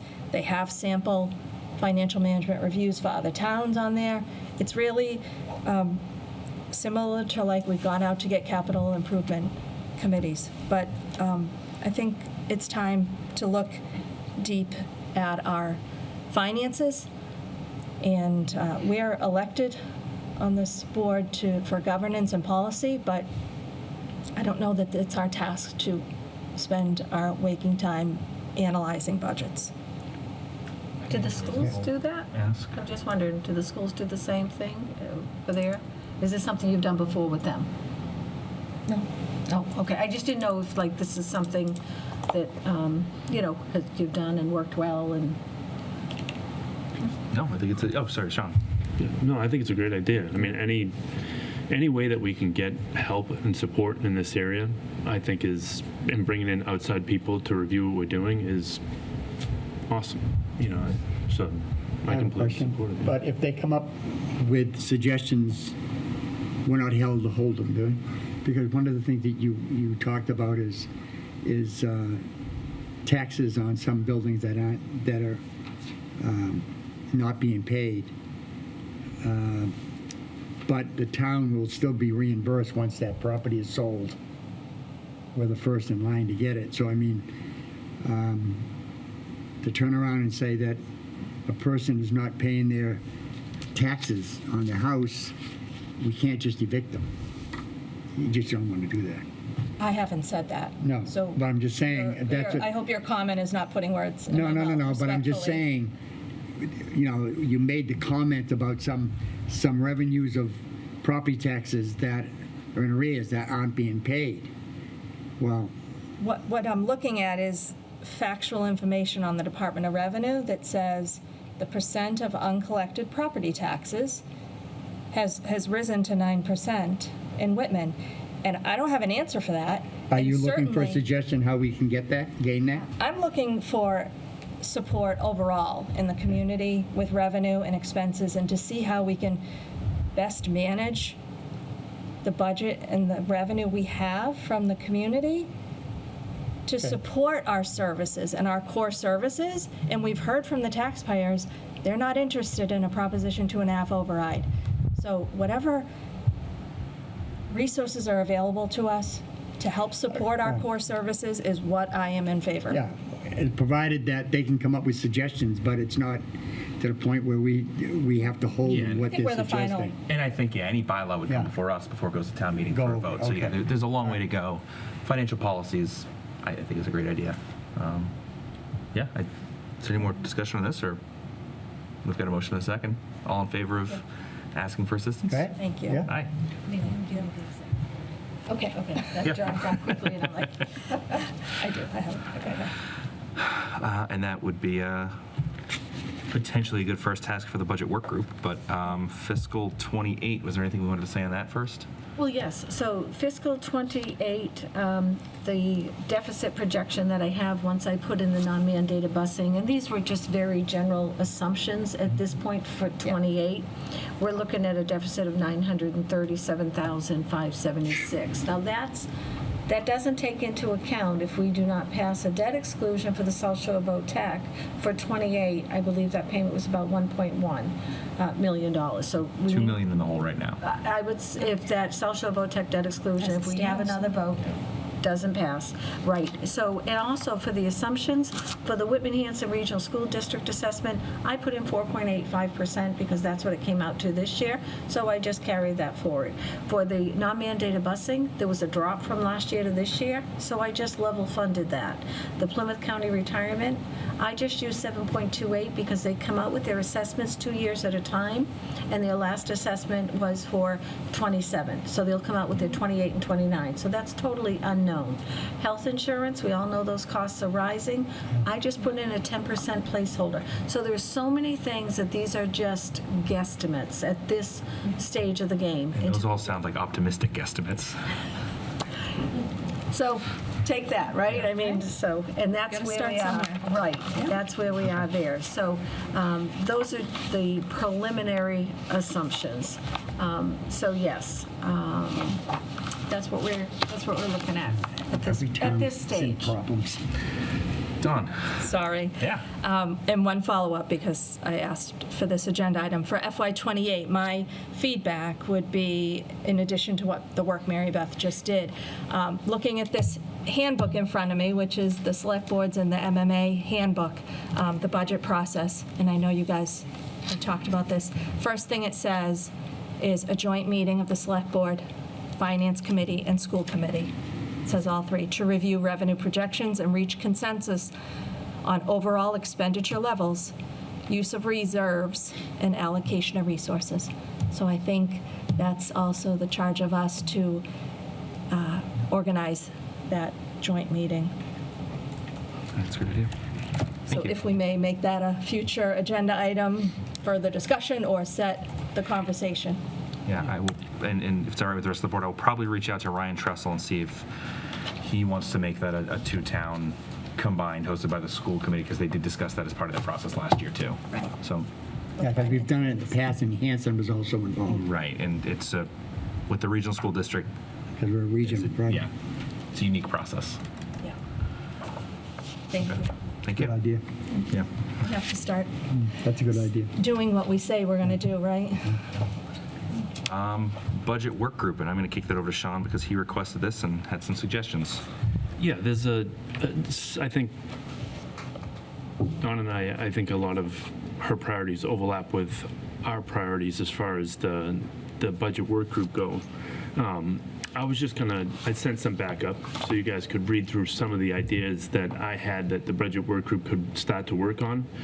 But I think some context would be helpful. First of all, I think our leadership team is extremely busy.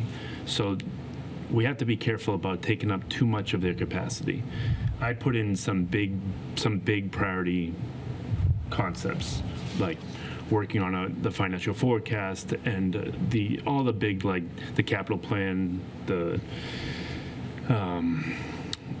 working on a budget document. Each of these can take a long time to develop.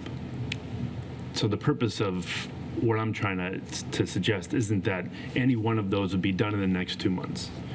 what I'm hoping is that for some of our core budgetary priorities, we can just have an ongoing conversation start. The budget work group maybe will be meeting either twice a month or once a month. We would just have the conversation going, maybe do a little bit of legwork with just some of the stuff that you just presented. I think is a perfect example of stuff that would overlap with the budget work group. Then the leadership team can kind of like give us some feedback. We can come back to the select board and share what we found. I think the big things that we want to look at is, are there grants, are there resources available to help us with like a budget document?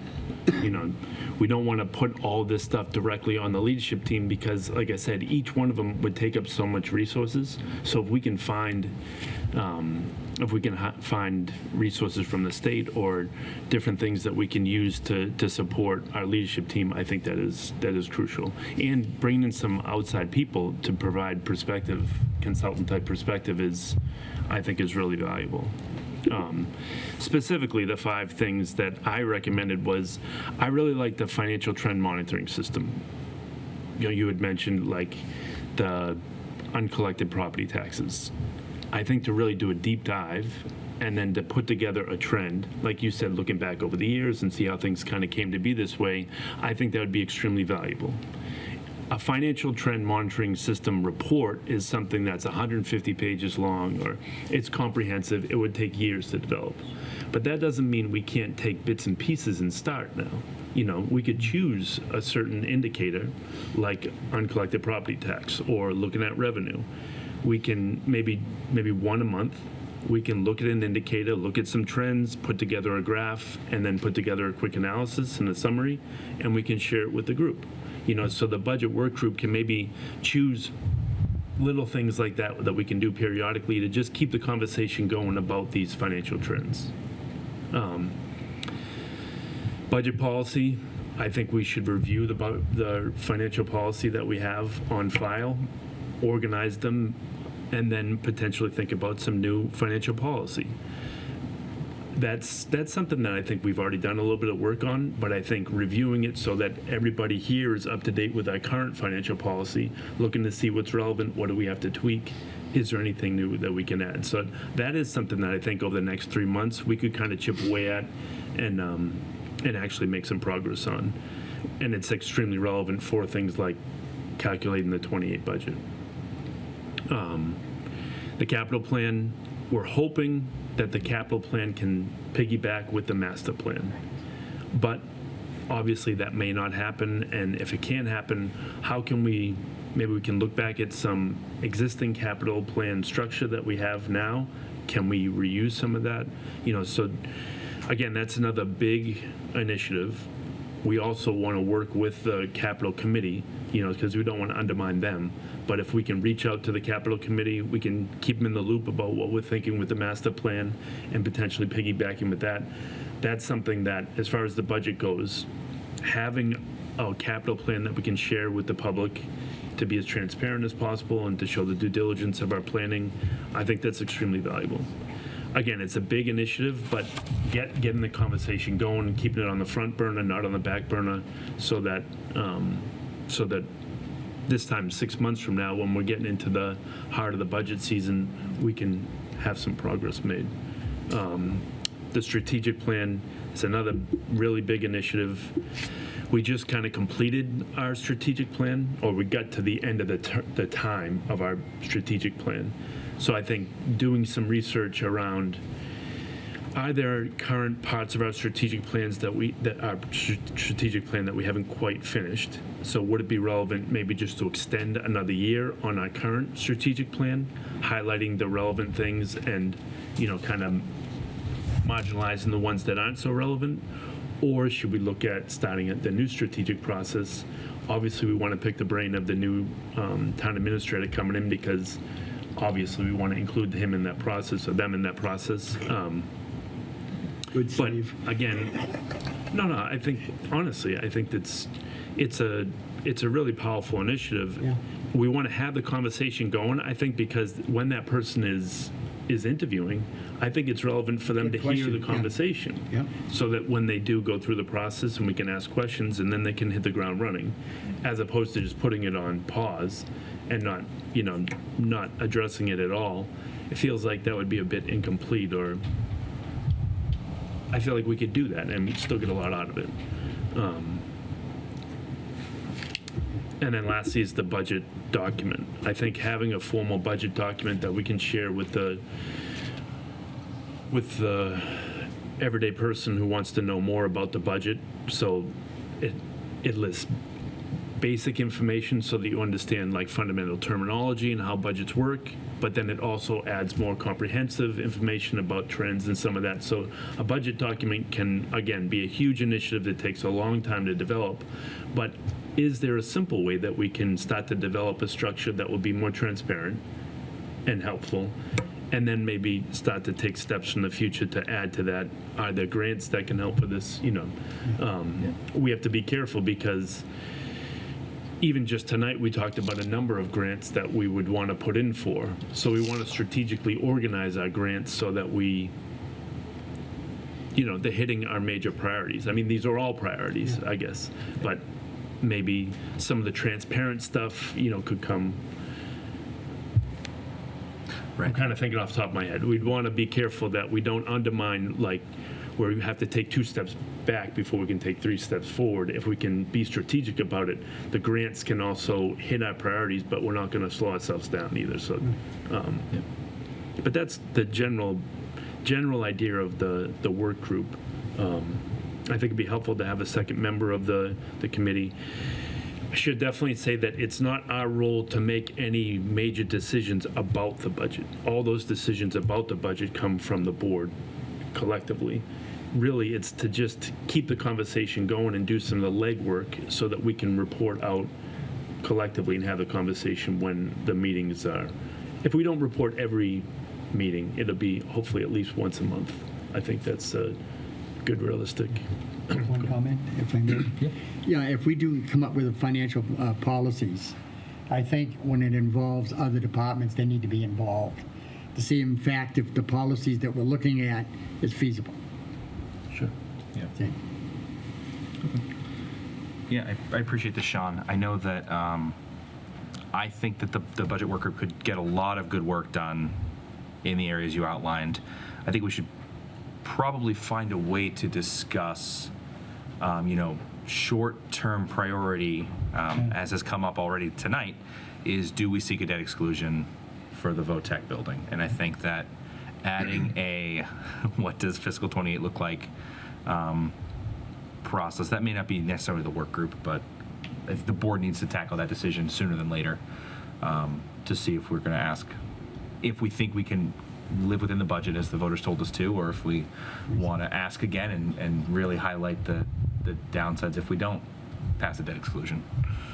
But I do think, at least on the immediate priorities, I would love to see financial policy review. I know we've got the town financial policy, that says conservatively project our revenue, so that you generate a certain percentage of your budget in free cash. That free cash funds your capital plan. Like, that's the stuff that we don't discuss nearly enough as a board, that governs how we develop the budget every year and why, general stabilization is important. Like, all those things that come out at town meeting, we should discuss a little more openly and review those policies and maybe incorporate the free cash policy that we adopted a few years ago into the general financial policies, and look at what other towns are doing. Hanover just did a rewrite of their financial policies. I know you've mentioned Southborough's a number of years ago now, but Northborough, that have good policies in place. Maybe we'll borrow from them. Well, it's probably where we start. Like, it truly is. Why Yeah. recreate the wheel? Yeah. Exactly. And so what do you think Don? Thank you, Sean, for pulling this together. I would want to clarify when you talk about doing the legwork, right? The budget work group. I certainly ran for this seat and willing to do the work. I think a lot of people know that, but I have to be respectful of Mary Beth in her job description and the future town administrator as well. So if I may, I'm going to point to the town administrator job description, because since we're going to be seeking one, I asked them, like, what does it actually say? So it does say finance and budget. So it does say for the town administrator to prepare, submit, and present town department budgets, supplemental appropriations, special funding budgets to the select board. This includes reviewing individual town departmental budgets, salary plans and union contracts, past expenditure patterns, and policy direction from the select board. I think she's done a fine job of that, but I guess my point is, right, what would the working group be doing that the town administrator's role is in the job description? If there's support, then I would ask what kind of support and what time commitment, in addition to these other liaison groups, right? And I think the strategic plan certainly should be this board, yeah. right? So to call that out on your list, absolutely, select board. Financial policy, select board. Capital improvement plan, I would defer back to the capital committee. I did a little research, and there's actually a Mass General law under Chapter 41 that talks about capital plan committee being established by a town, and within that MGL, it says the committee shall annually review the CIP. So I feel like some of that work needs to fall on the capital improvement plan. So I'm kind of looking to take things off of our plate and not take on more, but you know I'll do the work as needed, so. Yeah, no, for me, I think these 5 things have been on my, almost tattooed on my back for the last 10 years, you know. I really like municipalities that do these things well. It's so difficult to get to the highest level because we're understaffed. Our leadership team does an incredible job. But it's very difficult from time to time to stick your head above water to look at those long-term trends and do some of like the big planning that, I mean, we're reaching out to partnership for some of our planning for these reasons. You know, the work of the work group isn't to do the legwork for Mary Beth Carter. Okay. Not at all. Okay. It's to do the legwork for this board, meaning it's very important to me that the budget remain a priority. And by scheduling a meeting, the work group just scheduling a meeting twice a month with Mary Beth at 5 o'clock or something like that, and the other leadership team to say, hey, how are we doing with revenue and how are we doing with expenditure stuff? And we want to report back out to the group, you know, so it just keeps it on our, you know. It's more of like a finance working group too. Sure, Keeping yeah. an eye on, okay. Yes, so just to keep those things present, but I'm not running numbers, no. These guys are running numbers. I'm asking like, hey, I have a question about this. Could you please run this report? Because I need to know more about it if I have to make these decisions. You know what I mean? So by preparing reports so that we can be more knowledgeable about the budget and finances, really, that's what I mean by legwork, but certainly not me doing the legwork. Yeah. Just working with the leadership team to kind of like help organize some of this stuff. Yeah. I do like how you mentioned in town hall, we're understaffed, right? And now I'm going to go back to something Mr. Salvucci talks about a lot with South Shore VOTEC is zero-based budgeting, right? Mm-hmm. Maybe where we start is zero-based, right? What would town hall look like, or what would the budget look like if we had sufficient staffing that we keep saying we're understaffed, right? And I know we've heard it from Chief Hanlon too, right? Understaffed and shifts gone unfilled. Maybe that's part of the conversation. In the South Shore VOTEC debt, you know, funding a building project within the levy is not the proper way to finance that over, 20, 30 years, right? So we've got to do a real good job, I don't know what it is, but to communicate that it's not a Prop 2.5 override on this VOTEC building, but it is a capital improvement project, right? It's an infrastructure that should be funded outside the levy on a debt exclusion. Yeah, Mary Beth. And I've mentioned that before as well. There aren't any other capital projects that we've done, you know, the DPW, the Whitman Middle School, you know, any of the large projects that we've done that are not, that are inside the levy. Police station we did for a couple years. I Yeah, think. we did couldn't do that, it. yeah. We were strangled by it, and we couldn't do it, and so we ended up doing a debt exclusion on that. So that's how they are. We'd have to, and I know I put some talking points together, but really, it would have to go by town council to make sure, because we cannot be putting it out there as it's a pro. It's pro and cons, and get that document out there. We have to be very careful on that, but certainly we could do that. A couple items, if I may, just touch on. One thing you mentioned, Sean, was grants, right? Applying for grants, applying for grants, applying for grants. That's great, but when we go to like One Stop and we apply for several grants, they have so much money and they want to share, among communities. So with the master plan, we chose just to apply for that because that was a large grant, $150,000. So if we put in, 2, 3, 4, 5 for I talked to Kathy about the Stop. wayfinding and placemaking grant, and we thought we should not put it in this year to better our chances of getting the master plan. Exactly. Like a $30,000 grant So to if get you- signs. then, Exactly, yeah. and maybe they'll give you the $30,000 and then not the master plan. So Right. we were very strategic in how we did this because of just the pot of money that they, have to give. So we're hoping really that we get that one, but we'll see.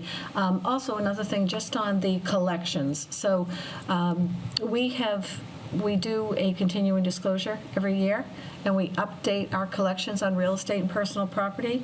Our collection rates for the past 15 years have always been right there. I know that the Department of Revenue, said that we didn't take in any real estate for one particular year. Impossible. I mean, we couldn't have a budget if we, sent out bills and didn't get one. But the way it works, as most people know, is we send out 2 bills a year. Each bill has 2 coupons in it, so there's 4 quarters in a year.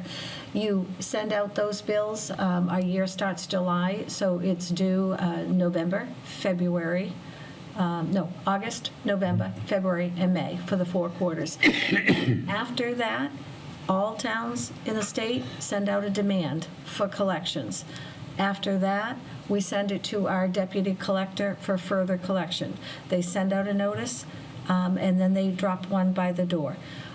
Beyond that, you then take it into tax title. So if there's, in a few years back, all the tax title laws changed for foreclosure. Before, you could foreclose on a home if somebody owed $40,000 and the house was worth $300,000, and you took that home, you kept that home and that equity, and you could, auction off the property or whatever. But now the laws have just recently changed in the past 3 or 4 years, where that homeowner now gets that equity back. You get your costs and what they owe you. So our collection rates, as far as our Moody's rating and everything else, has always been within the normal range. What is probably higher are the tax titles. So in order to get those payments for a tax title, yes, letters are sent out for the homeowners, and if they don't pay that, the next option is to foreclose. Now, we've never been in the business of taking people's homes. We are in the business, and I always used to tell them when I was the treasurer, we don't want your home. We have to assure it. It's a liability. We have to then auction it off, whatever we have to do. We just want the taxes. That's what we want. And when they're into, tax title, it was at 16% when I was the treasurer collector. So our collection rates, and we update those every year in the continuing disclosure, have always been within the normal range. It's whether or not now there's a lot in tax title, whether or not we just start. And I know for a few years when the laws were changing, the towns were holding off and not foreclosing because they were foreclosing, and then they had to give all that money back, that equity, because the laws have changed. Two-year process to turn the money over to the Correct. So, that's an area of the tax title. But if people don't pay, you send out your 4 bills, you send out a demand, you send it to the deputy collector. We don't go door to door. If they go into tax title, then sure, we could get that money by foreclosing on their homes. That is a 1 to 2 year process, and it's an average of $10,000 in town costs for foreclosure as well. So definitely something to look at, but there is a process by which, we follow along with all of the towns. So That's process I think I would like to learn more about personally. I don't know if there's a, maybe for a slower agenda sometime in the future. Sure. Whether it's you or the collector, the assessor, I don't know who the correct person to present is, but that would be Absolutely. it. Yeah. Why, you're not going to pay your taxes now? Yeah, well, if they're not going to foreclose. Well, Yeah, done. to build on that, I'd be interested if the select board at any time has a policy or a process, right, for the town Yeah. in that process, if you will, right? Who the decision maker is on when to go to the next step and incur that cost, as you just said, right? Because what is the offset, lost revenue versus an expense, and what is the net gain, et cetera. But certainly, if suddenly every homeowner makes a decision that they don't need to pay. And is it our decision or is it the collector's decision? Because the townspeople have told us several times, the treasurer collector is elected, not appointed It by is the the board. treasurer collector. So, yeah, I mean, Or what about the Board of Right. Assessors? But if the board sets a policy, right, would that treasurer collector need to follow policy? That's the question. And in the past, we would look at them, right? So if you have a property Yeah. that owes, $232, are you going to flip that to the attorney at $250 an hour to foreclose on that property, to collect that $250? It's going to cost you $10,000 to foreclose on that little amount. So it was always in the past, we would look at it and say, how much is in tax title? And, you weigh the dollars, where you're spending the money on the foreclosure at the bigger homes not homes, but the amounts that are in tax title. Regal Property is a perfect example. We discussed it a couple months ago. Right. Yeah. And we were told not to foreclose on that property because it is contaminated, we would own the cleanup. Right, yeah. We've gone to an attorney, that looks into those kinds of properties, and now we're moving it forward with Deb O'Brien. We've made the decision that we are going to foreclose on it, even though it is contaminated, because OCPC is going to help us get funds in stages over the next few years to do the remediation, to get it to a point where we have a mixed-use building that could be put back on the rolls. Yeah. So we do, weigh all these decisions. But Veered a little off topic, did, but yeah, sorry. Dawn. Sorry, and one final follow-up. Yeah. Maybe an ask of the town administrator and her staff would be to provide this board with the list of current, properties or current total of that uncollectible, just so we can have information gathering. tax title lists, is that what you'd like? Or what's in tax title? I'm new to the terminology, Okay. so. Okay. Sounds right. I can That's work a with the good treasurer idea. collector, she would Right. run those reports, sure. Right, and it's just for our knowledge base, right? It's not judgment. No, on we used to anything, run it but- every year for the tax title and send it out to all the departments, so when they were issuing permits and stuff, Okay. don't issue a permit if something's outstanding on a property, so we can run those that would be- reports. I think this Easy. is the exact thing that we should be doing. We're in a budget crunch, and we need to know this stuff thoroughly. You know it thoroughly, and you guys know it thoroughly, but we need to know it thoroughly, because if there's stuff on the table that we could be more efficient on, it's on our shoulders to be more efficient. But it sounds like you guys are already obviously on top of this, but choosing a financial indicator that we can research and look at and know thoroughly and analyze is part of like what I think we should be doing. Would that be, that really should be open, wouldn't be open to the public if we got that list? Well, for, like excise, I can't give an excise, well, as a treasurer collector, we couldn't give out information that's protected, excise. Right. But a real estate bill, if that's unpaid, is public record. Yeah, but I don't think we should be spreading the news saying so-and-so and so-and-so and No, so-and-so absolutely not. hasn't paid their That's taxes. not in my 10 intent years. of Yeah. asking for this. My intent is information gathering Knowledge. in respect to our revenue and our expenditures and our budget situation we're in. The budget's tight. We shouldn't leave money on the table. I hear you. All right. Okay. With that, so budget, just to bring it back, budget work group. Sean, I imagine you would like to continue working on that process with some of the items you've laid out. Anyone else interested in collaborating with Sean? I am interested. Okay. Don, yeah, why don't you two touch base and see what I think you think we can tackle over, yeah, Thank you, in the Don. future. I think it's a great idea. Okay, bringing it back to the agenda. So, town administrators report. I just have just one small item. The district sent some invoices for payment. These were all for articles that were voted in the May 2025 annual town meeting. So we're submitting these for payment. There was just one, and it was for the Whitman High School wireless access invoice.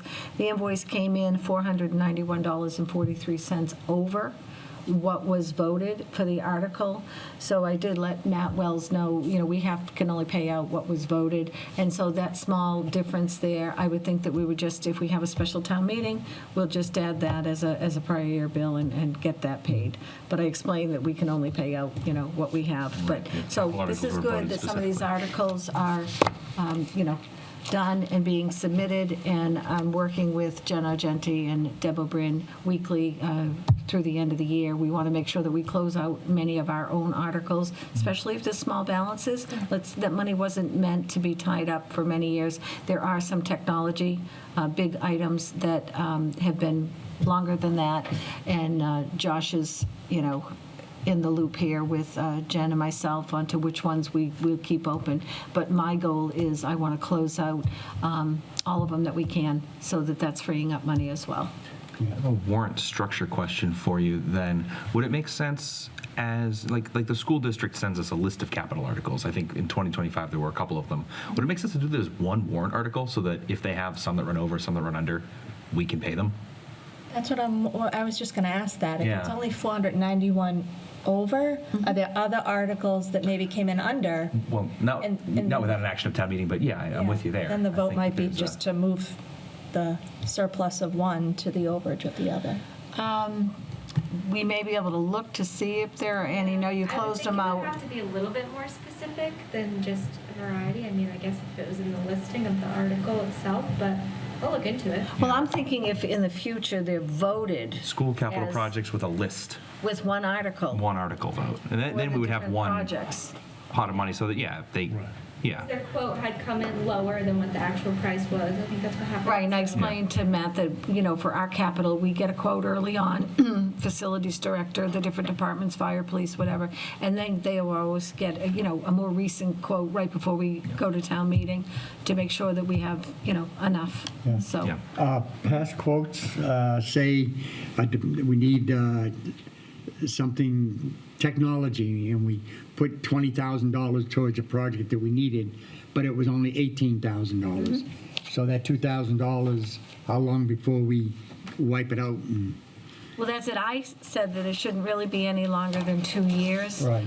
2 to 3 years. And Jen, I believe, went to At the town of Harvard, they have a 1 year sunset year. provision. Yeah, I mean, why would you wait 2 years? I mean, the money, the project has been paid for. Oh, no, not that project's been done, but there are some that haven't even been started. Oh, yeah. Yeah, and so there may be a reason why that has been delayed. But having capital articles, it was never the intent to tie up dollars for 6, 7 years.